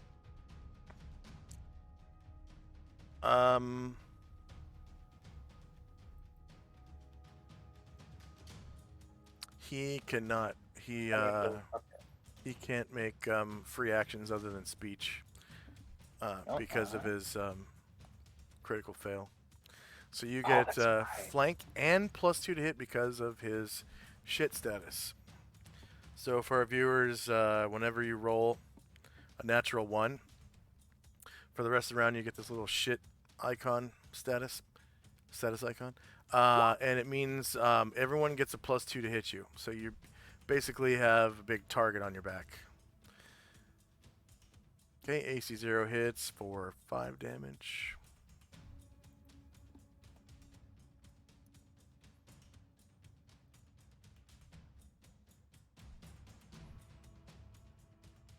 Alright, an ogre steps up by this hobgoblin. They just attacked his buddy, and he attacks with his great club. Does he turn to face? Yes, he can.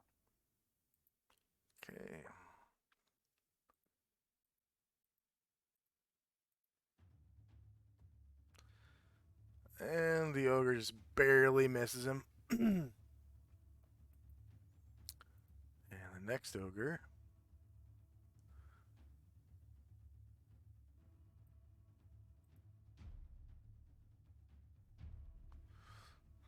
heads up to the lone hobgoblin back here and attacks with his great club.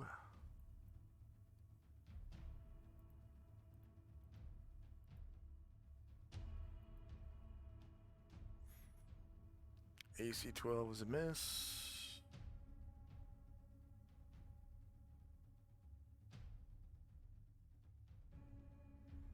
I'm rolling 2s and 8s. Alright, the next ogre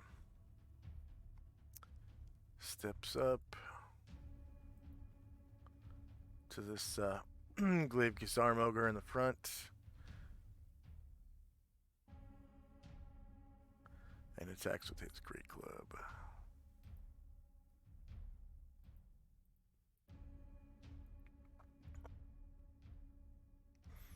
AC 2 hits.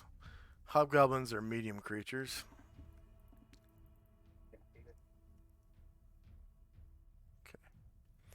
So this hobgoblin only takes 10 damage, which is sufficient enough to kill him. So this ogre walks up, heaves back with his great club, and grips it with 2 hands. It looks like the trunk of a tree. And he swings it down right on top of this hobgoblin's head. And it drives the hobgoblin about 2 inches into the ground as he does so, crushing the hobgoblin's skull, spine, his ribs, caving in his torso into itself, and his head sort of like sinks into where right about his stomach would be normally. And the hobgoblin falls over dead as glaive Gisarm tilts over slowly and lands on top of his body. Can Musashi take the rest of his move and slash at that ogre?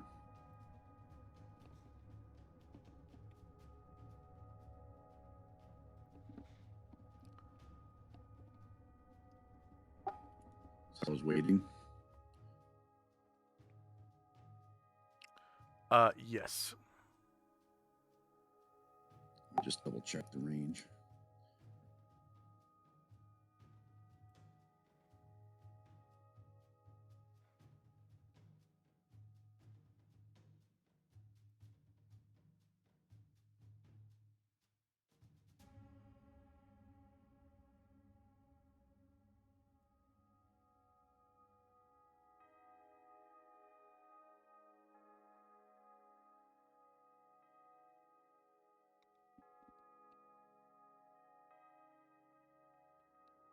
Okay, you hit his frontal shieldless AC, causing 18 damage, and he survives.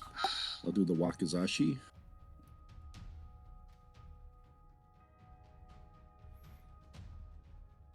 And be sure to subtract a key point.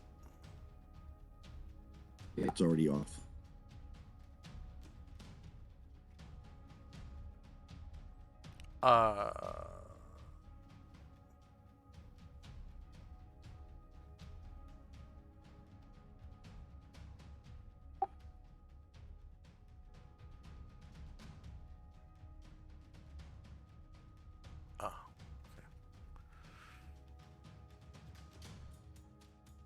That probably stung. Yep, you crit him using Ki with your Wakizashi, causing another 21 damage, taking him down to negative 18, killing him. Go ahead and describe how you take him out. He walks up, hits him with the katana, and he looks at the katana because it didn't kill him. And as he's looking, he just kind of swings around with his left hand with the Wakizashi and gets right under his underarm of the ogre, pierces through it, and cuts off the bottom part of his ear. Nice. Pulls it out, and he falls down.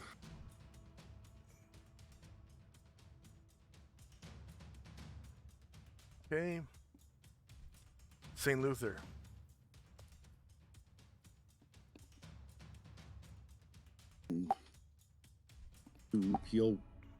He's gonna wait.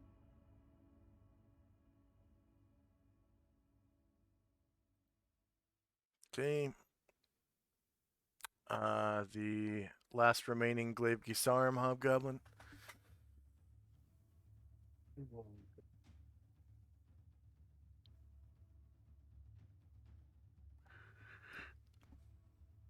Out here.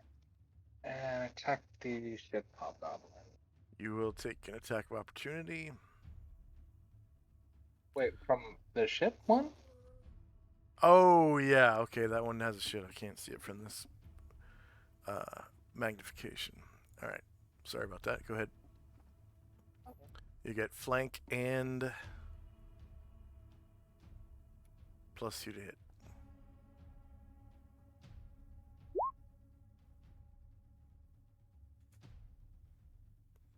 Alright, you hit, causing 9 damage.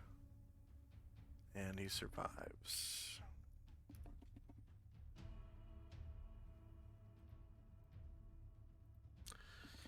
Okay, so the ogre leader.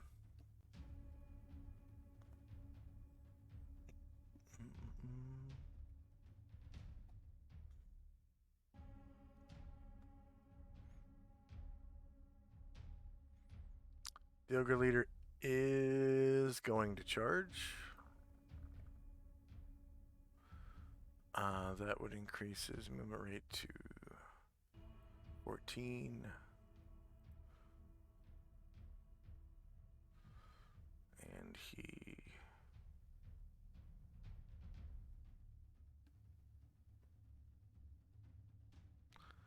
runs straight north and then northeast.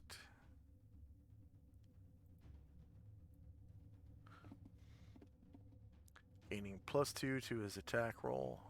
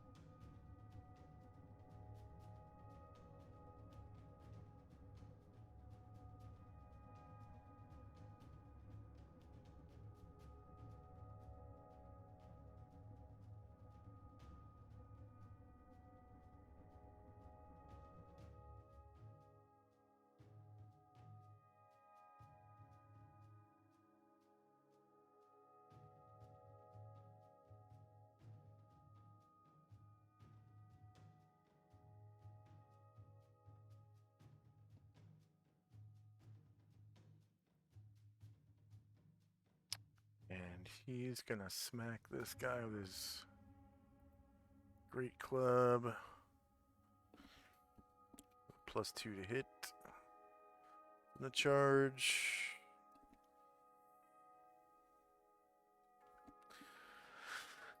Hits -7, causing 14 damage, killing him in 1 hit. So he runs up with this big tree trunk looking thing. And he's like, oh, as he runs, saying something in some foreign language, and cracks the guy on the side of the head. And it turns his head into pink mist. Just little pieces go everywhere. And there's this spray of pink blood that sort of splatters out sideways from where his head used to be.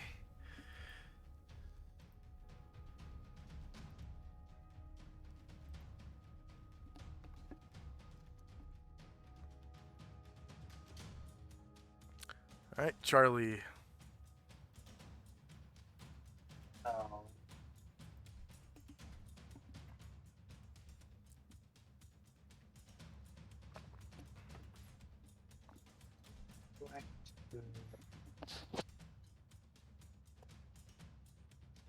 Got here.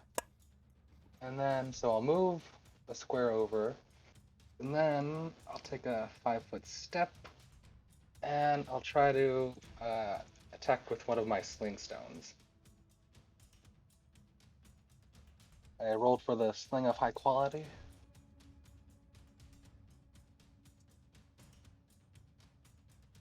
Is it the same range as the other one, the sling stone?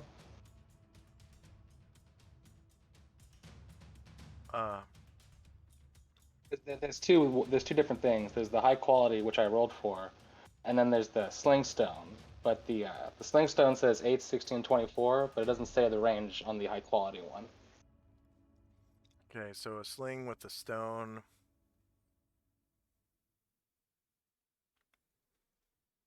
I think it should be medium range if it's the 8, 16, 24.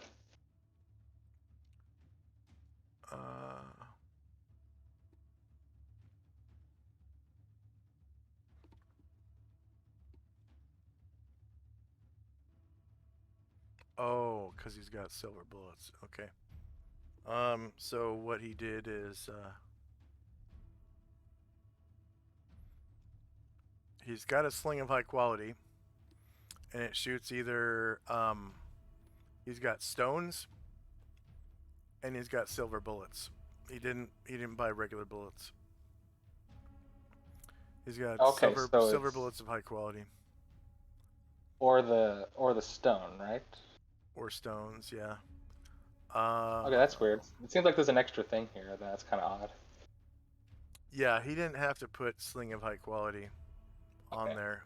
Actually, it should probably just be deleted because he's got all of his bonuses.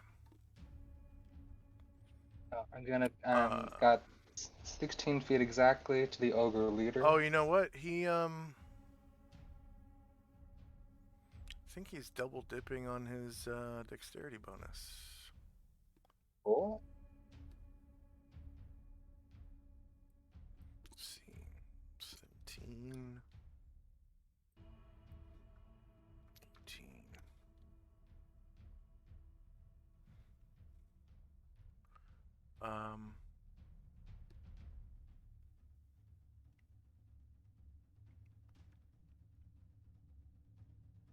Yeah, he should only have +2. Silver bullet of high quality.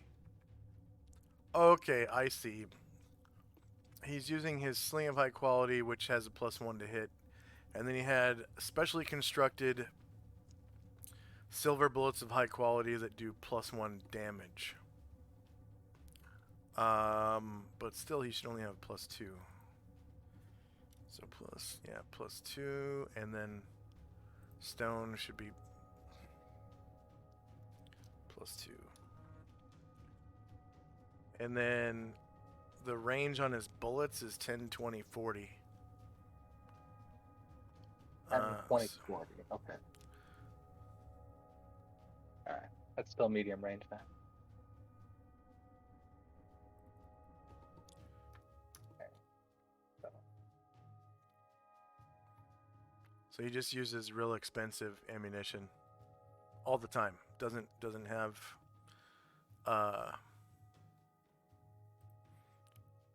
regular bullets. Wait, so do you want me to use the sling stone or the silver bullets? You said there's not regular ones, or Doesn't have regular bullets. It's either stones or silver bullets. okay, so there is stone. Okay. So I'm just gonna type in stone.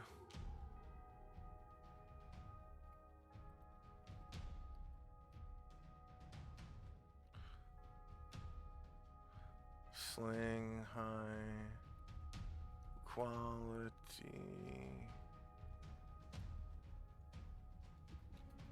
+1 hit with stone.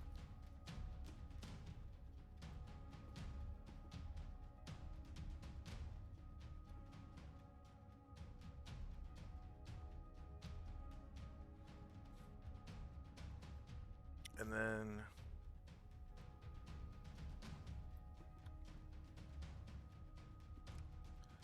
there's Sling of high quality.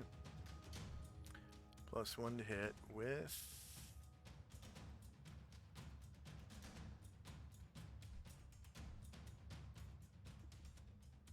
silver.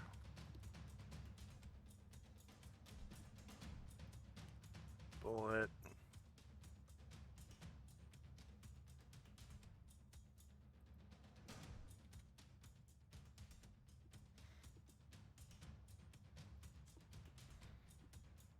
High quality.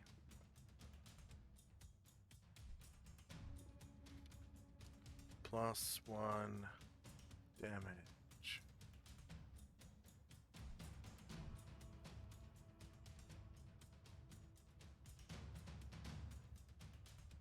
And slings use strength and dexterity.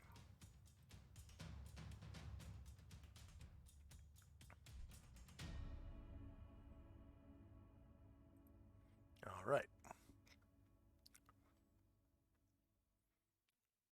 Which one did you shoot? The leader. Oh, let's see.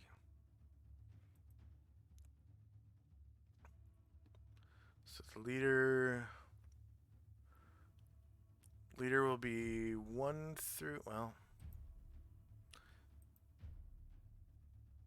yeah, technically the leader is not in melee anymore because he killed his target. So yep, that's fine. And you did a stone.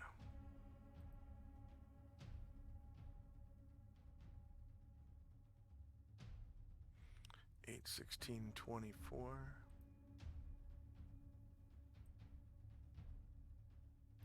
16.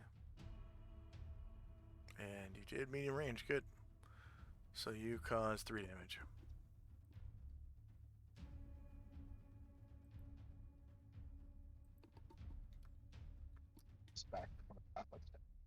Alright, Ashriel. How tall is the rock? It's about 10 feet tall. Or no. Half the diameter. So it's, let's see, 5, 10, 15, 20, 30 feet. It's about 15 feet tall. It only takes one check to get on top. He's going to fly, so he's going to gain altitude 20 feet.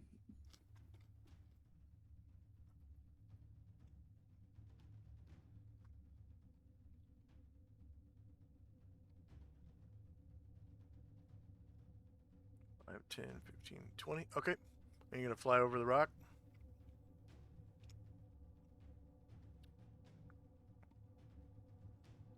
Are you flying over the rock? Yes, I'm trying to. Okay. Really All right, let- so where were you? Right here? Yeah, that looks right.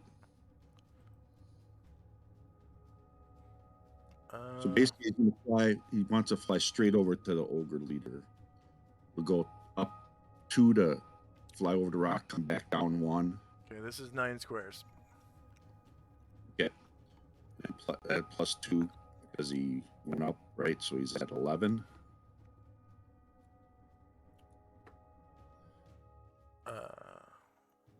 And Just to make here would be sure- another. Make sure you only move in the 8 directions. Unless you turn.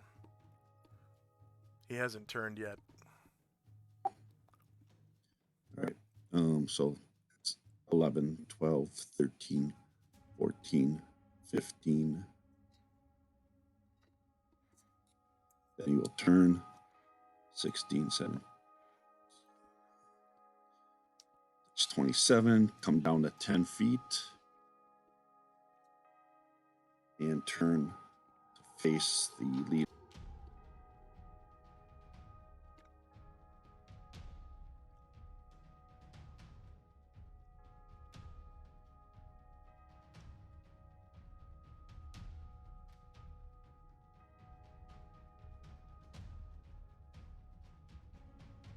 Okay. Let's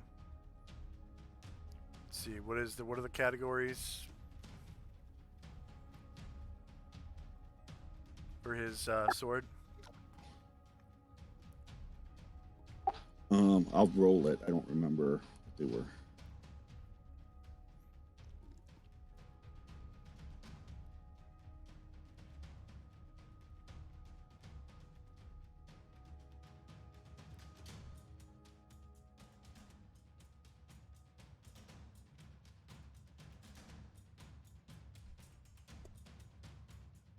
Normal, regenerating, cold using, inflammable, or avian, and undead. He's normal.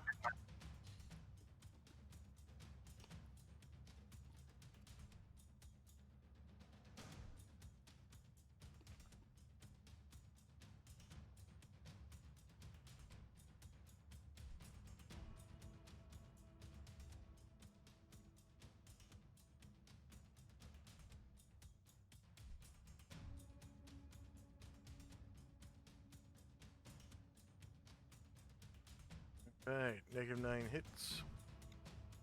Takes 13 damage.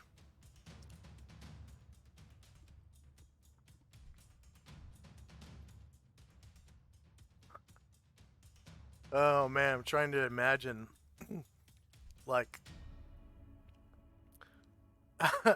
an ogre leader's like talking to his ogre clansman, in ogreish, and he's like, "You fucking what, mate?" And then all of a sudden, an angel flies up and over a rock with a flaming two-handed sword and like cuts the shit out of him.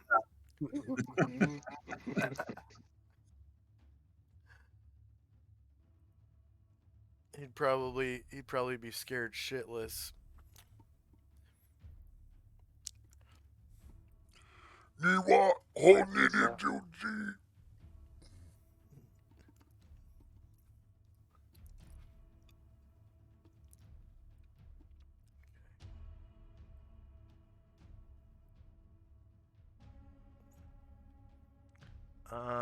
Yeah, this ogre is gonna roll morale.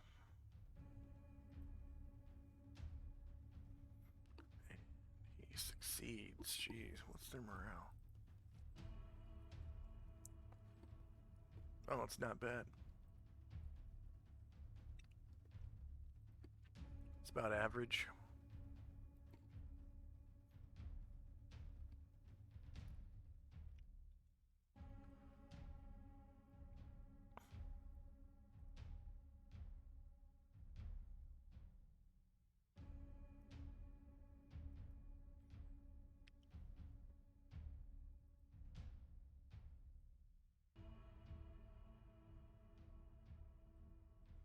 This ogre gets right behind Asriel as he approaches. Does he turn his back to the chieftain, or the not the chieftain, the leader, to face him? Nah. Okay. So he gets. I'm 10 feet in the air. Yeah. Does he have like protection from evil and stuff like that all the time? Yes, he does. Okay. So that's -2 Yeah. hit if they're evil, right? Yeah, he has a personal one. Yeah. Just on him.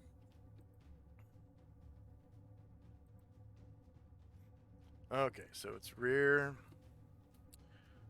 melee range, lower ground, and -2 from his personal protection from evil. No modifier to damage. This ogre also rolls a shit.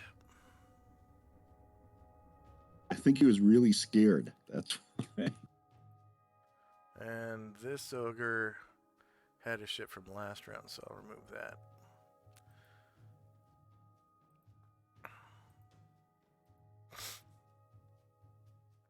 All right, Shandrak. Okay. This worked out pretty good. So I am going to try to shoot the ogre in the back with my short bow. It just attacked Ashrael. Will I get a backstab? I did try to hide earlier. Oh, right. Let me roll that.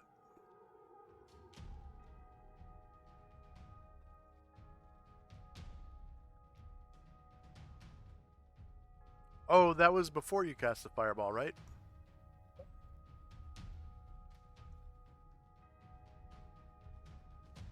Right? Yeah, it should have been. Okay, so you are not hidden right now. Okay. No problem.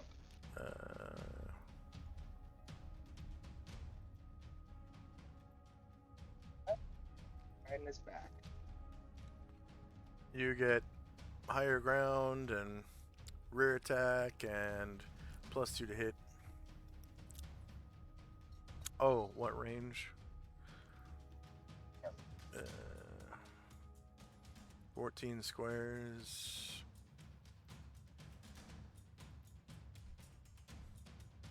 It's going to be medium range, looks like.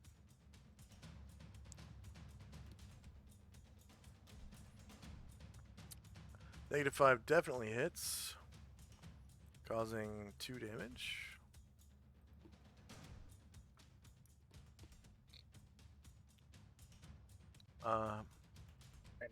Hide after attacking or no? Say again? Can you attempt to hide after attacking or no? No. Attacking Okay. is a full round action.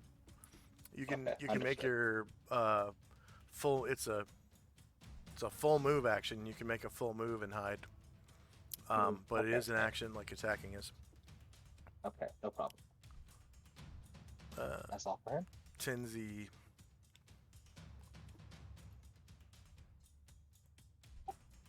Looks like I'm gonna have to take the battle to the enemy. So he's just he's gonna have to wait because he rolled to attack. He's just gonna end up moving. So he'll wait till the end.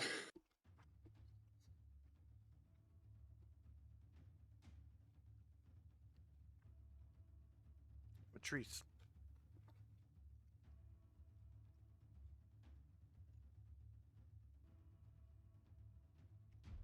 Let's see how far away they are from Matrice. Too far. Could he if he charged, he would get double movement?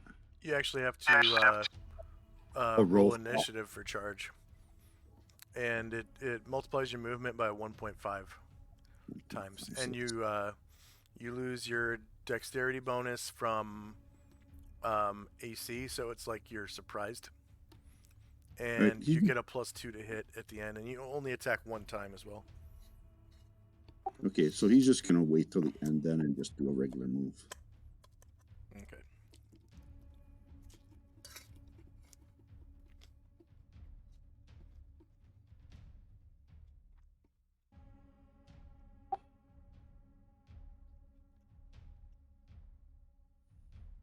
Musashi. He has 1 square movement left. He'll do that, but he cannot attack. There's no one in range, so that'll be the end of him. And Mad Moen's multiple attack. Can you wail in on the one front? Alrighty. He is the High Master.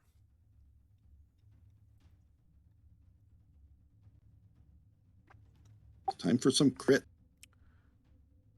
He causes 8 damage, which is enough to kill him. Go ahead and describe how you slay the beast. Alright. So this time Mad Moen just he parries away an attack from the monster, and then he cuts off his left hand, and it's just spurting out from the wrist. Nice. Ashriel. We'll attempt to finish off the leader.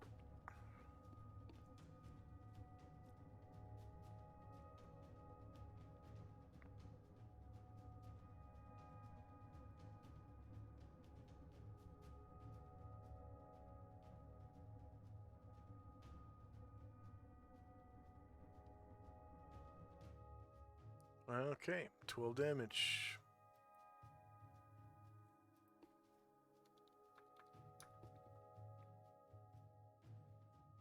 Okay, end of round. The leader is going to roll morale. He. My guys that are waiting are all just going to move. All right. Oh, okay.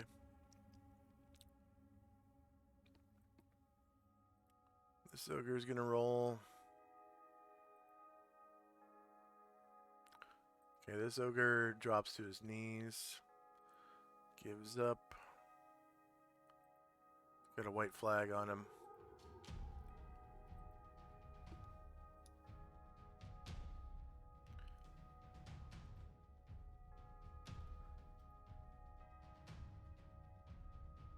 As does this one.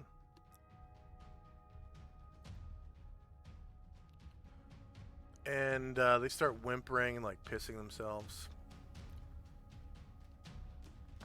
The leader looks at him like, shakes his head, keeps fighting.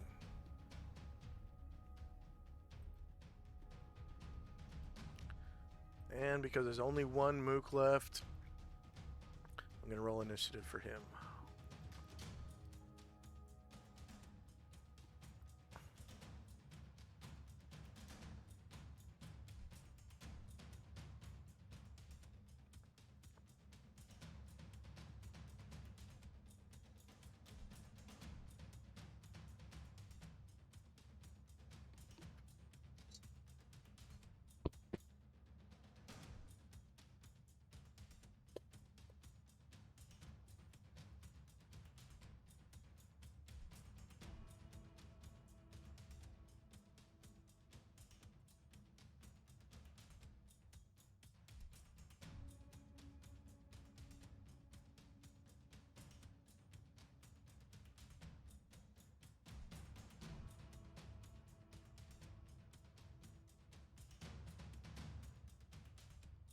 Is anyone still rolling? Yeah, I am.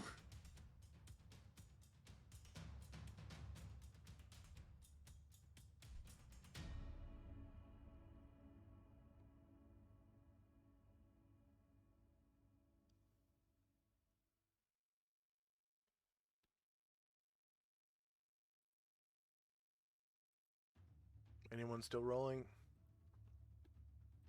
All right, here we go. Yeah, I'm slow. I'm slow. Oh.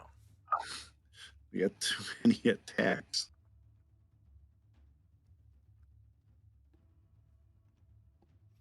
That was the character's name, Daryl. That was the character I got from another campaign. He actually got that mace in the Abyss. So, technically, in the Prime, it would be -1. +2 mace, but I just kept it as +4. I am finally done. Sorry about that. Okay. Okay.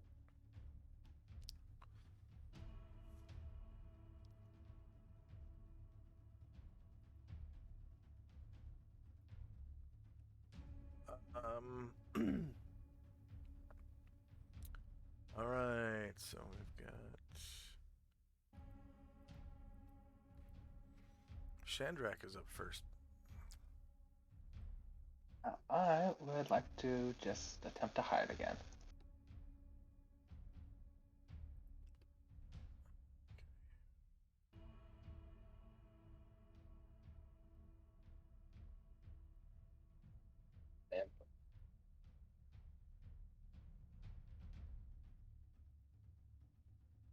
Matrice. So this one has a white flag, but this one does not. Yes. Trees will move up.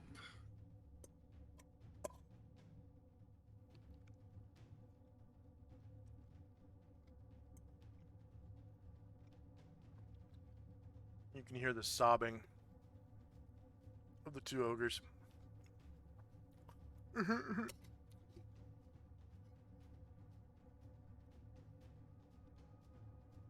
You'll face that one, and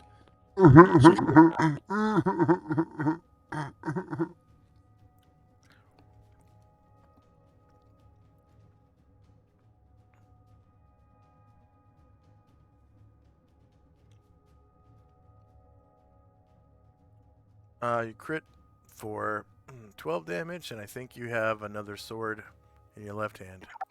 yep.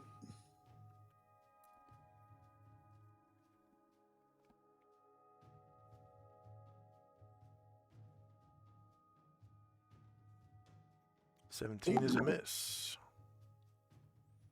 Rolled a 2. Oh yeah, Stacko's still 20 because he's a level 1 fighter. Paladin. Okay. Tenzi. Man, I hope they're in range.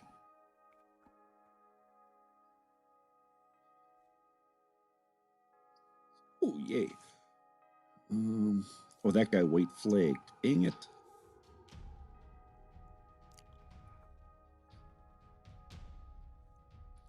Shoot. None of them are in range. So I'm going to convert this attack to 2 blocks later. Or a block later, I'm sorry. And I'll wait for my next attack. Velcane. So, yeah. Move. Can't see anybody past the boulder anymore. So. Remember, he can take a 5-foot step. As long as you Yeah, step even back. with that. So he's just gonna. Yeah, he's gonna move. And yeah, he's gonna move there for now, and that's all. Musashi.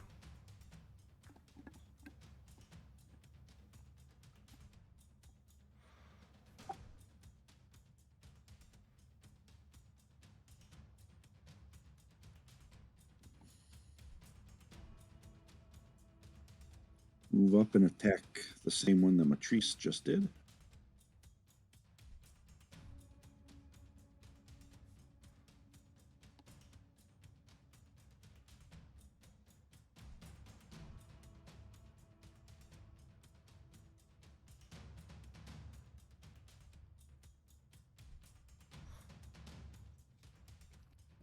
I can't remember who it was, but someone kept calling him Mattress. Hey! Front shieldless. You crit him for 24 damage. Oh yeah. Go ahead and describe how you slay the asshole. Just walks up, looks at Matrice, slices the right shoulder right off of him, of the creature, and then looks over at Matrice again, and then takes his wakizashi with his left hand and swings at the ogre leader. Okay. You get to attack his front because he kind of turns this way.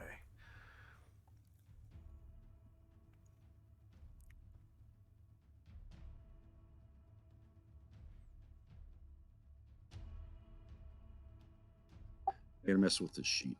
Sorry. Oh, to get the non-ki. Yep. Yeah.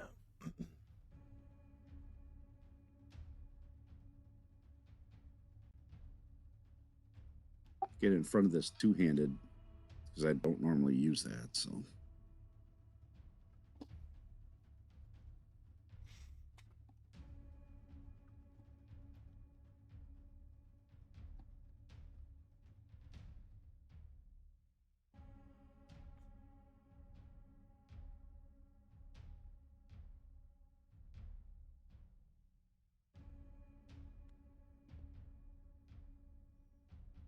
Okay. -6 hits for 15 damage. Go ahead and describe how you take out the leader. So he kind of crossed his arms. He took his right arm and took out the first guy, and then his wakizashi kind of swung an arc over the top of it, right into the ogre leader's ear. Pulls out the wakizashi and he looks over at Matrice again. Okay. And combat's over. I don't know about you guys, but whenever I'm describing it, I'm actually like doing it. Oh, with your hands going through the motions? Yeah. Yeah. Okay. So, two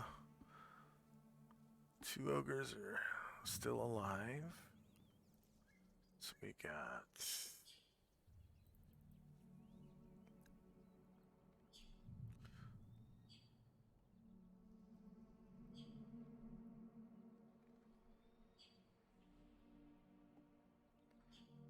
$11 ogres. Wow, they're only worth 270. That's weird.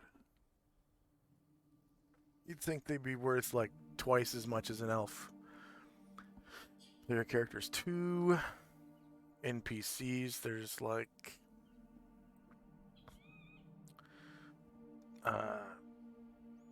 1, 2, 3. How many NPCs is Tenzi controlling? 3. 3. And then how many NPCs Chandra controlling? 3. So 6. Yeah. 3 for XP purposes. Oh yeah, well, yeah. 0. 9 of them were defeated.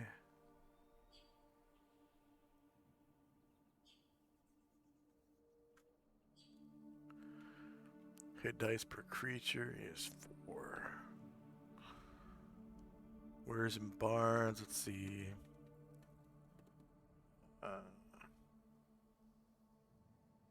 1, 2.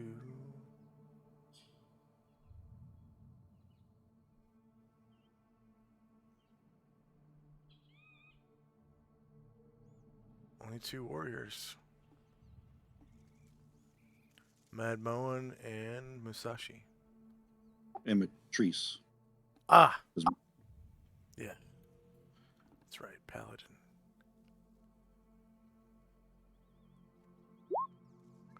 Okay.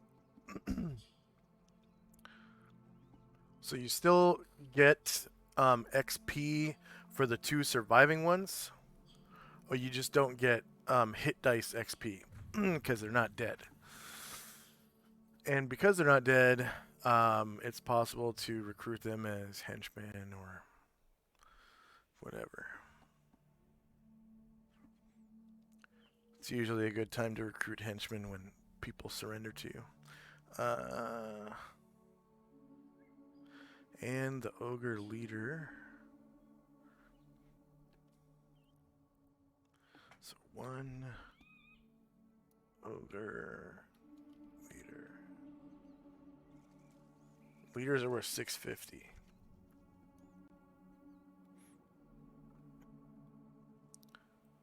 And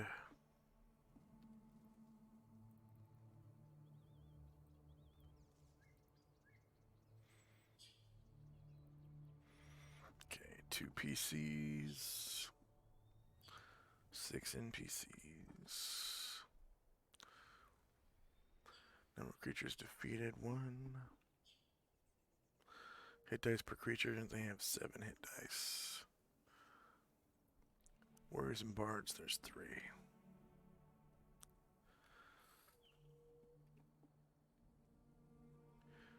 And I'm recording for all of them. Okay, NPC with 1 class, 65, 297.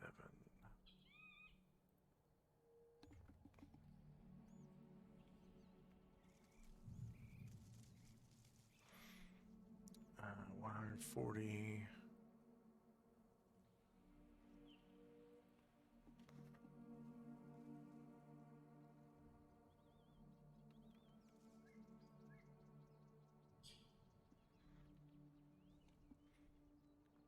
plus 65 plus 297.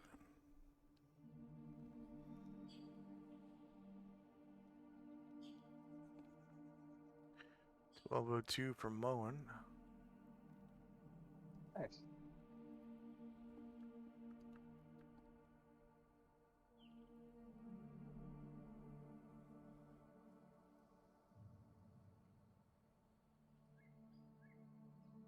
And Matrice as well. Let's see, where's Matrice? Right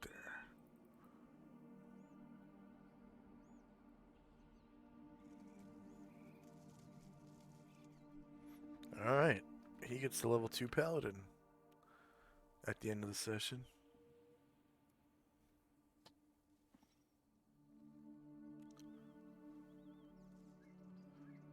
I think a level 2 Paladin gets like a bonded mount or something.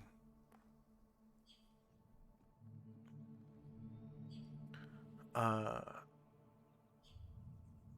then the other NPCs just get the 65 and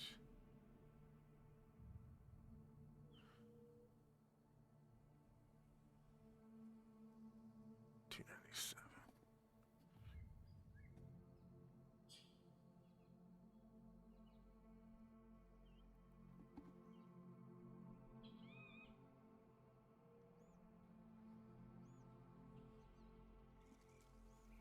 So that's 362.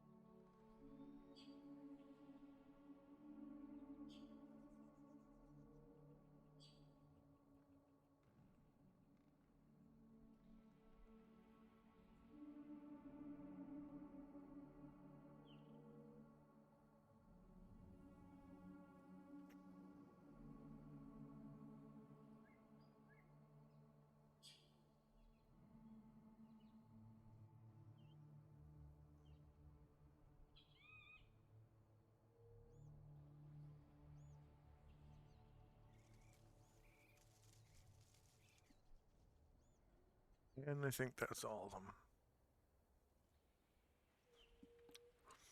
Okay.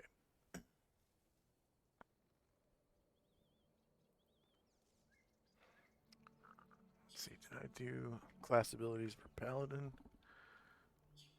Class, Paladin abilities.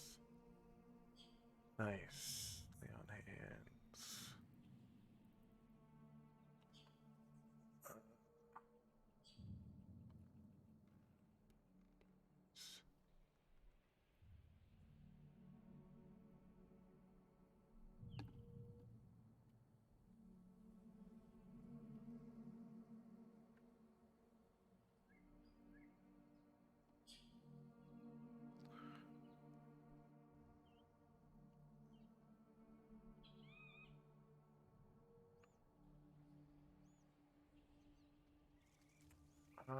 Paladin call for his warriors upon reaching 4th level. Okay.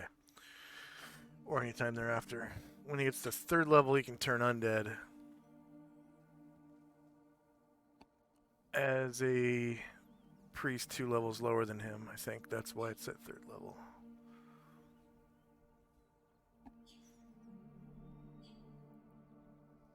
Okay. All right. So,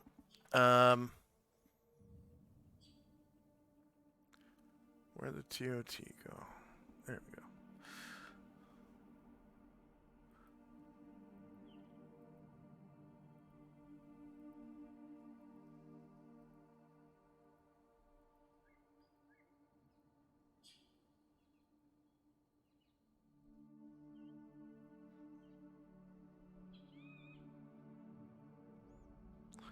And these are all multiples.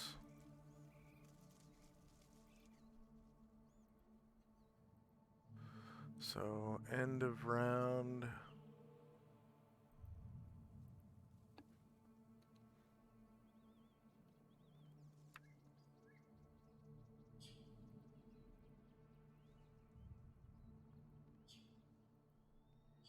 What does Chandrak and Company do? So Shandrak will climb on down from the boulder.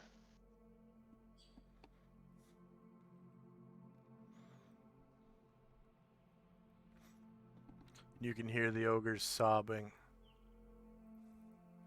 They're so afraid. Can you move my Shandrak token? I can select it if it's not moving again. Yeah, it's the reason is because you're standing at the cross of an X of dynamic lighting. Existing in no man's land. Yeah, so Shandrak will climb down. And then how much movement do I have after I climb down? Let's see. It was 15 feet. So that's 3 squares. Double that for climbing. You actually have to make a check to climb down this side.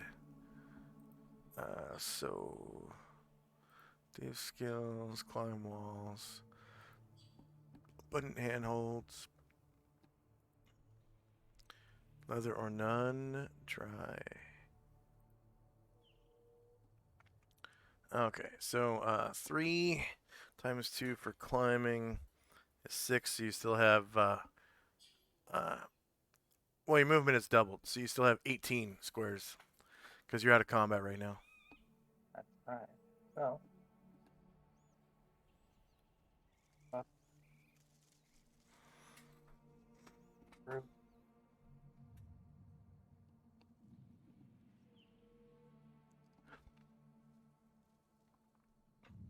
And I'd like to try to look through the body of the ogre leader. Okay.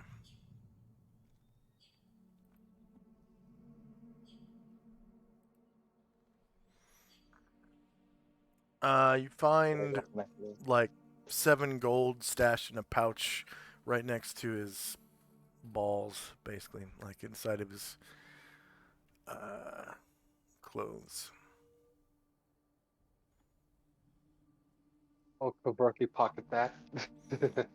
Just feel like nothing interesting.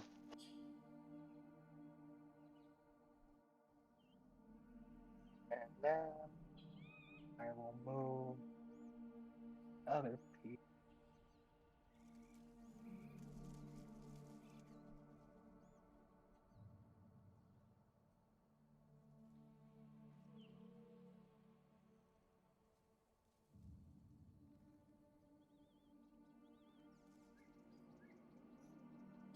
He did. There are a bunch of tents, though. I mean, Yeah.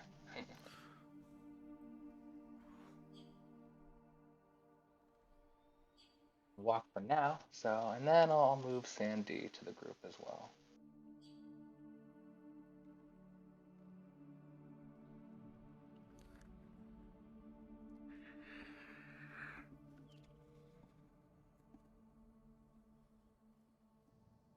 And that's all. hey, Tinsy and Company.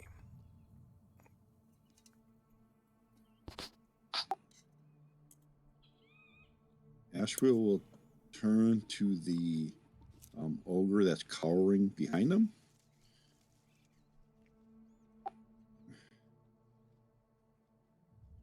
And speak to him telepathically and ask what the purpose was in being here. Hmm.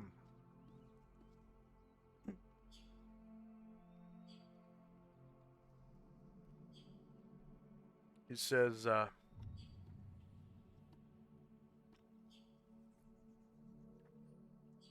We had just captured treasure from patrol of goblins from deeper in the forest, and we're taking it home.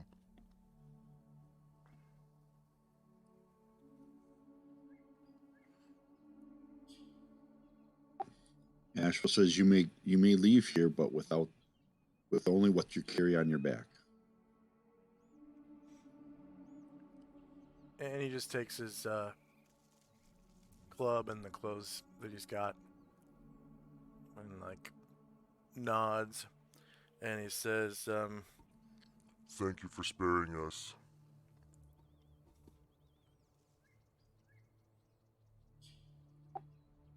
He looks in his eyes and speaks to him. Says, "You might consider your current ways, or you might end up like your companions."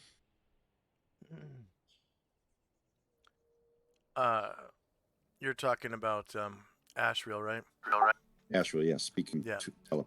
He kind of thinks about it, and then he decides no, he's gonna kill him. So he just slays this ogre. Once he sees what evil he's already committed, then it's over. Yeah.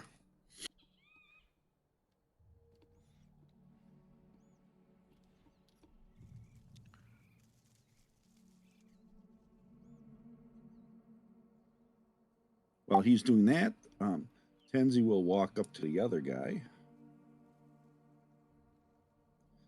next to Matrice. I don't speak Ogre. I'll ask Matrice if he knows how to communicate with these guys. And man,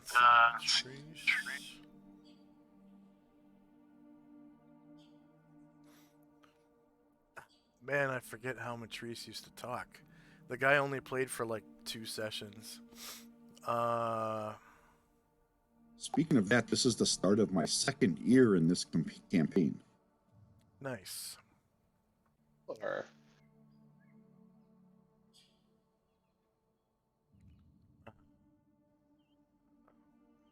Yeah, he just looks at you. And just a second.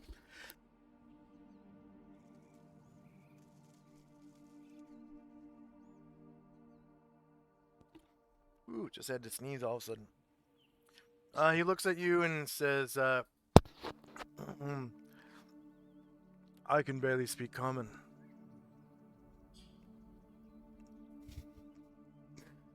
I know Very nothing. well. I know nothing of the ogreish language. Very well. Just keep watch on him then. St. Luther's going to go back to gather up our camels, Sigil 3 and Sigil 2. 1, 2, 3, 4, 5, 6, 7.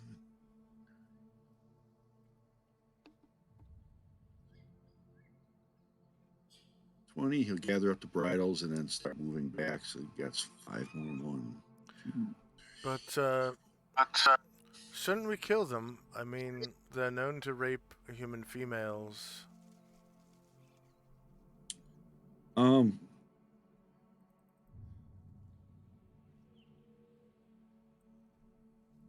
Perhaps. I'll let my father examine them, and as far as I'm concerned, he's the judge and the jury, and sometimes the executioner.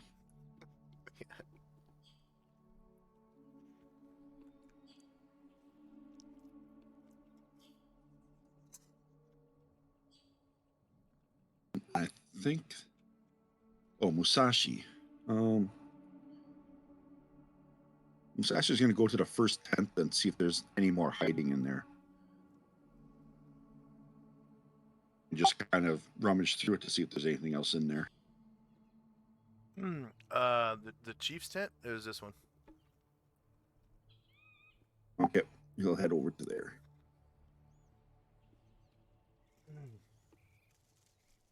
And as he walks in, he sees kind of like, you know, a makeshift bed of sorts, like a bunch of furs stacked up. And the entire floor is lined with furs, which is kind of weird for a large tent, you know. This one's kind of snazzy. There's like curtains that he had to open up to go inside. And there's actual furniture, like a folding up table, folding up chair, um, and in the middle of the tent, next to like the center tent pole,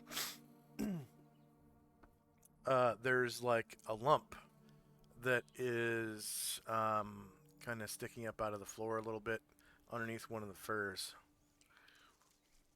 It's pretty hard to miss. I mean, it looks like basically ogre work was done to hide something obviously underneath, like kind of Nope. half-assed. He'll take his wakizashi and use it to move the fur off of the lump, see what's under it. It's freshly dug earth underneath. I should say freshly dug dirt, not earth.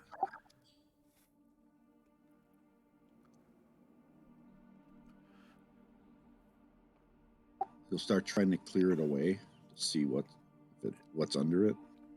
It only takes about an inch of clearing before you feel wooden paneling, and you run your hand across like a rivet in the wood and a band of metal through which the rivet is driven.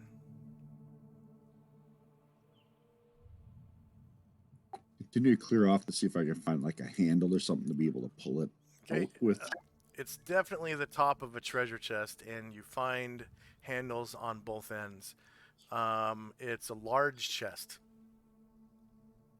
that was kind of half-assed, buried in the ground. Okay, I'll step out and call for Charlie to come over and check this out. Charlie's ears will pick up and say, "Oh, you found something? I'll be right over." And that'll be it for Tenzi and Company. All right.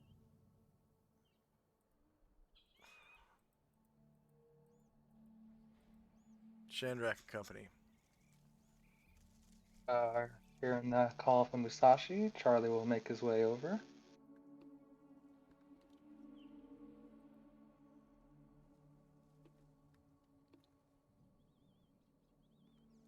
And I guess he'll take a look at the chest, make sure it's all right.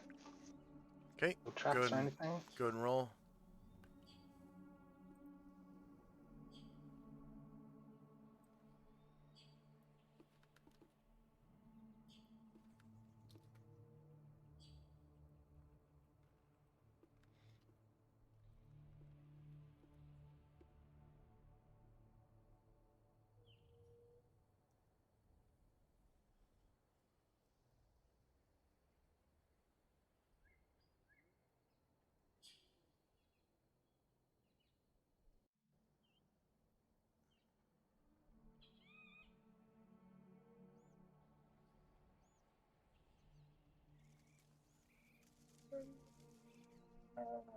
Andrak will walk over It's not and popping up he'll for me. investigate this. Sorry? Your find remove traps roll didn't pop up for me. I didn't. Reroll that just in case. Good have. Okay, I just rerolled.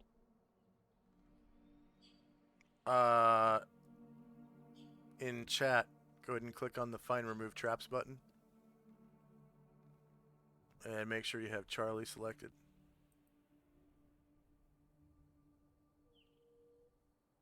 It says it's true currently. Or you click on the find remove traps button. Mm-hmm. Yeah, In I chat. just did it again.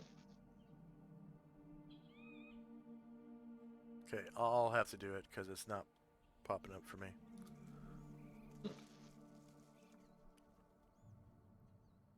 Okay, there's something wrong with Charlie's thief skills.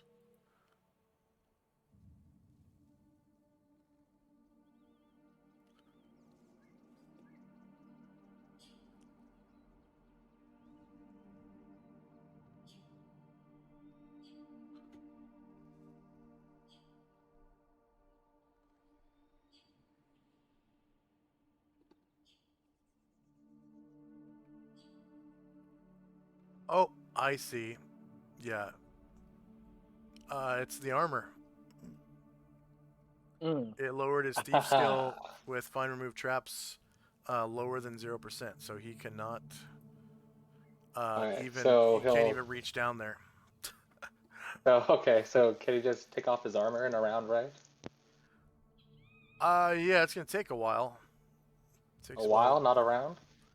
Yeah, it takes a while to take off hide armor because of buckles and whatnot. Okay. Seeing Charlie very frustrated, Shandrak will walk over.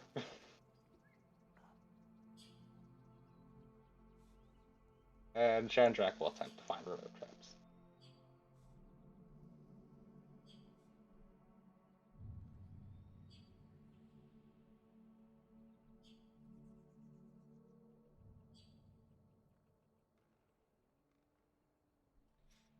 All right, there's no traps. Shandrak flings it open. All right, so inside you find a longsword +3,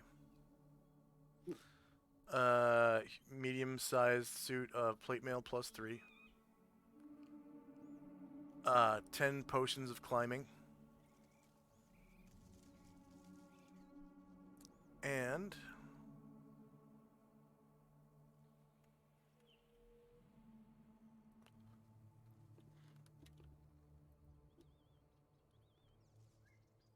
one eye agate worth 10 GP. It's gray, white, brown, blue, and green. And they call it an eye agate because it's kind of oval-shaped concentric ovals with the darkest brown in the middle. So it literally looks like an eye.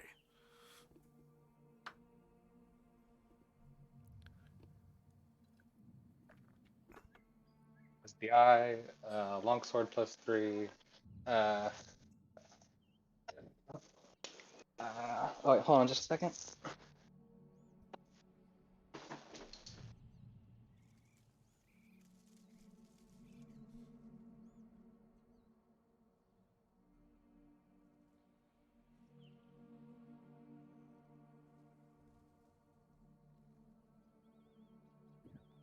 So that was the longsword +3, 10 potions of climbing, the agate, and what was it? There was chainmail and Medium plate mail +3. medium plate mail. Yeah, for medium-sized creatures like All right. hobgoblins or level 1 paladins or uh, Yes, I was thinking we just give the weapon and a plate to Matrice. Not sure anybody else can use it. Plus we Well, so I was thinking, because we always keep forgetting this. So you mentioned that you did have other weapons, but Chandrak could use a longsword +3. mm-hmm. Shandrak's proficient with longswords. okay. Well, that's fine. So Chandrak will open up the case and say, "Oh, we got a couple little things. Got a bunch of potions. Got some armor. I motion over to Matrice. Like, looks like it'll fit you good. And this beautiful sword." And Chandrak pulls out his longsword and compares the two. And then he'll And move. potions of climbing says imbibing this potion enables the individual to climb as a thief, up or down vertical surfaces. A climbing potion is effective for 1 turn plus 5d4 rounds. The base chance of slipping and falling is 1%. Make a percentile check. At the halfway point of the climb, 1 means the character falls.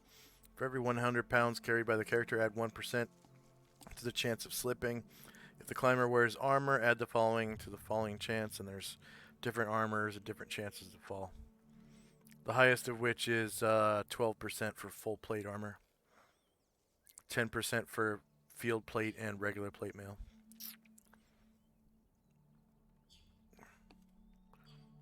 Couple other different kinds of armor too. So Chandrak will tell everybody what he found in the chest, and he'll swap out his longsword with the better looking one in his sheath. And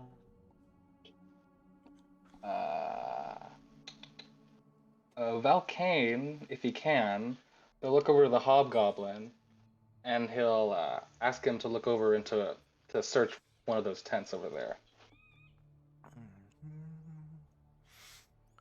The other tents have the ogres like gear stowed, so like backpacks and like some really shitty like worm-ridden rations that probably should be thrown out, otherwise you might get sick. And like they have their bedrolls laid out inside the tents, and each one has like a pony keg of water that kind of doubles as a stool to sit on, and there's like some firewood next to the fires, and the ogres had like literally like flint stones and like files to start their fires, like really rudimentary flint and steel, rather than like the like the a stick of flint and a little plate of steel that you guys have. They're using actual flint rocks and files to light their fires. And there's some like tinder and tinder and kindling available as well as the firewood. Looks like the tinder is just like moss stuff, and the kindling is firewood that's been cut into smaller pieces. So after the investigation, Valkane would say, "Well, it looks like they're honest at least."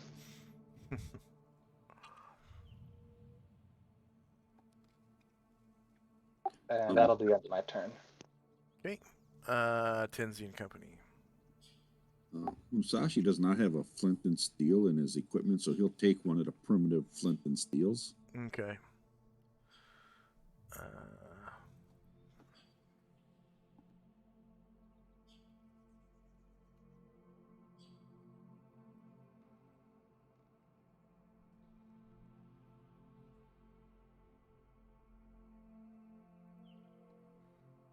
While he's doing that, Ashriel will come over to question this other ogre. He'll just look him in the eye first and see what evil he's done in his life,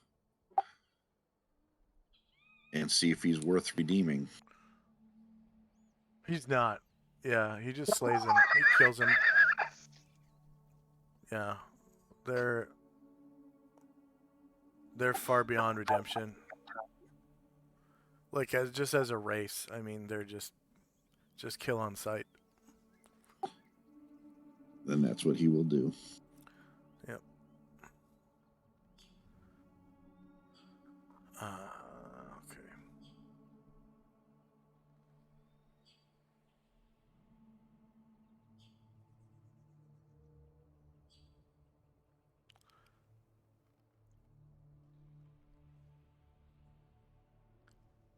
Did you give the plate mail to Matrice? Oh, yeah, I was going to. Matrice will move over there, hearing about this treasure, and pick it up and try it on, see if it fits. Yeah, it fits. Definitely.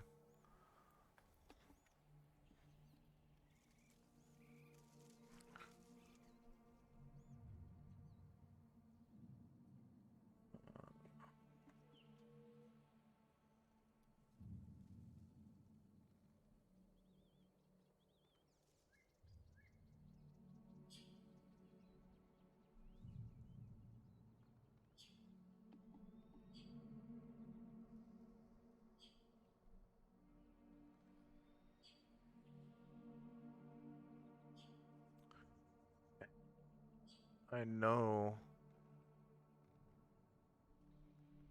I have armored guys with 2 swords. I guess I could use the same token as Stallion. I don't want to, though. Because not... There we go. Plate mail, dual swords. There we go.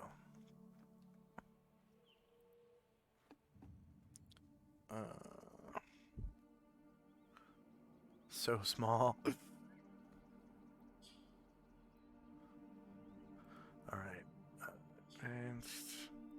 Flip vertical. Flip horizontal. Go ahead and add that to his character sheet, too. I don't have access to it. Oh, that's right. Okay, so... Latrice.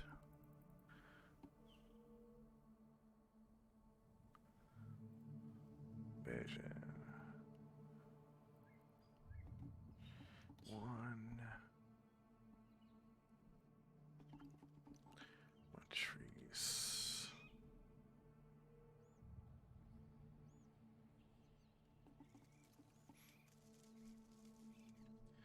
HP.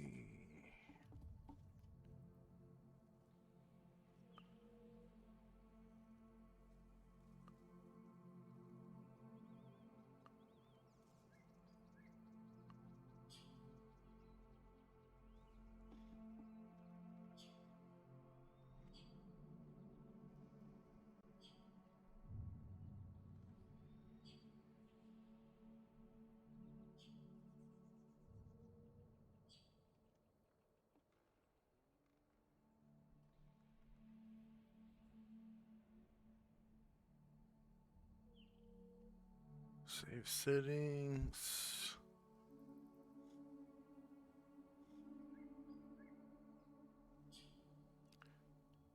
Okay.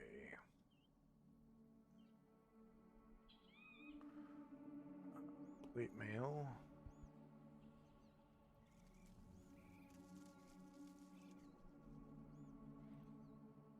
Gear and equipment, weapon armor data.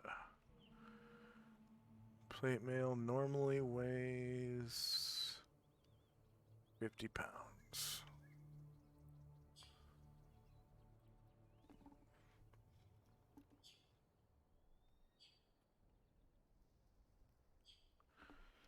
Okay. 8 mail plus 3 AC 0.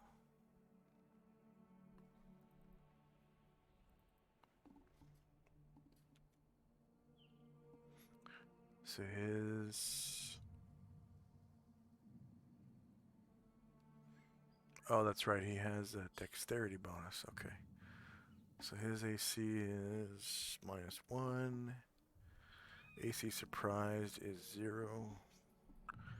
AC shieldless is -1.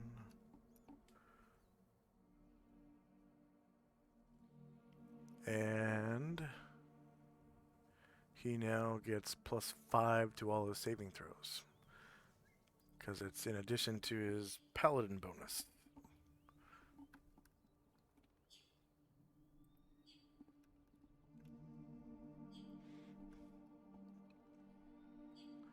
He'll probably use that same armor for the rest of his career.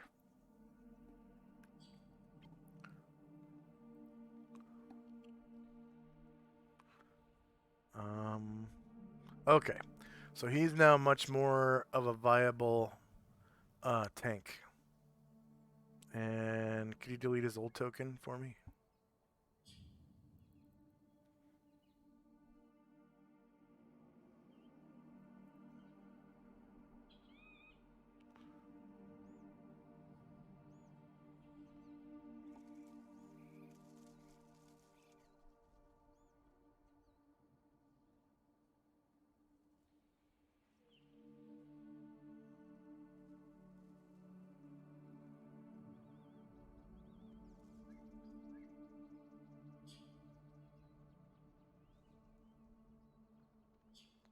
Wow, this is like taking.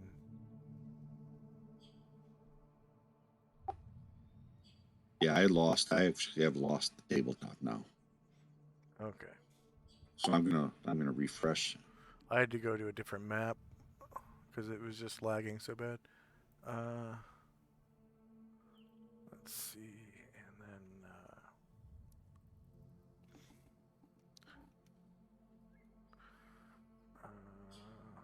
Portrait of a Knight.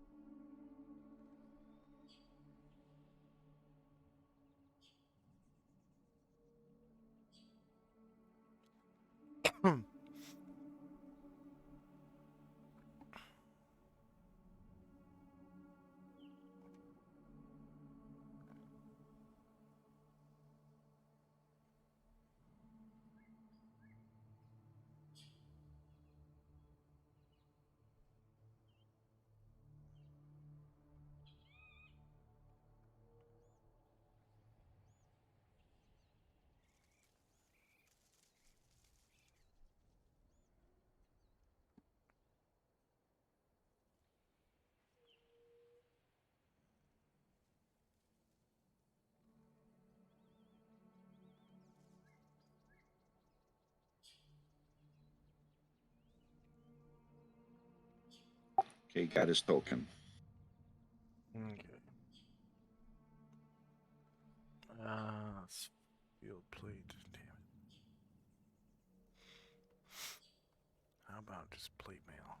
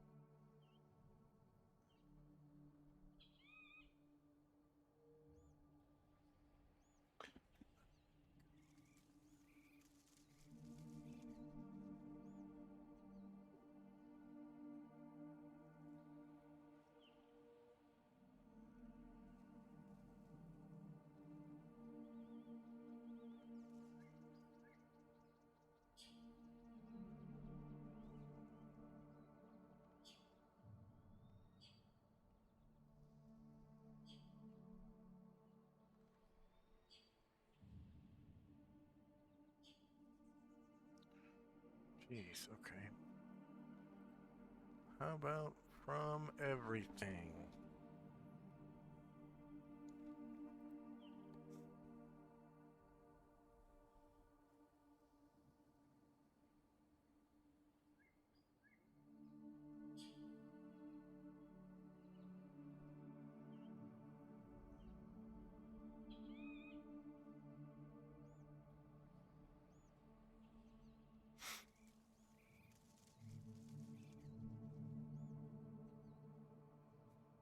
You put in plate mail and there's all these pictures of field plate.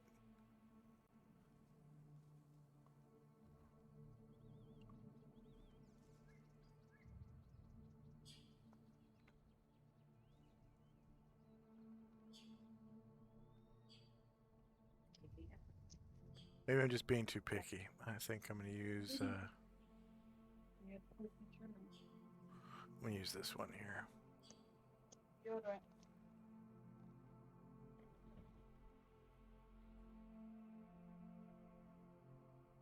Alright, it's time for me to go, guys.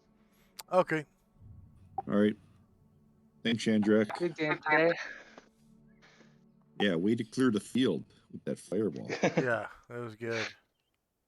Yeah, I was hoping it would still be bunched up. So, good stuff today. Alright. And with guys. that, Hopefully this image loads, and it did. Oh, that's not plate mail. Damn. Well, I'll find one. I'll find one somehow. All right. So I'll bring you guys back to the landing page. And did anyone gain a level? No. Okay. Any advice for me? I did not. I do need to do Asriel's abilities. I think I'm going to do that right after this session is over. I keep forgetting to do that. Okay.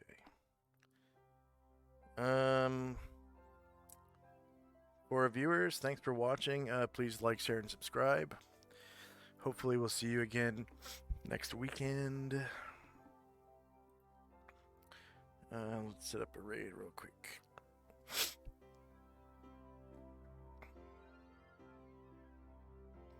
Sensei Suplex. One of my favorite DMs.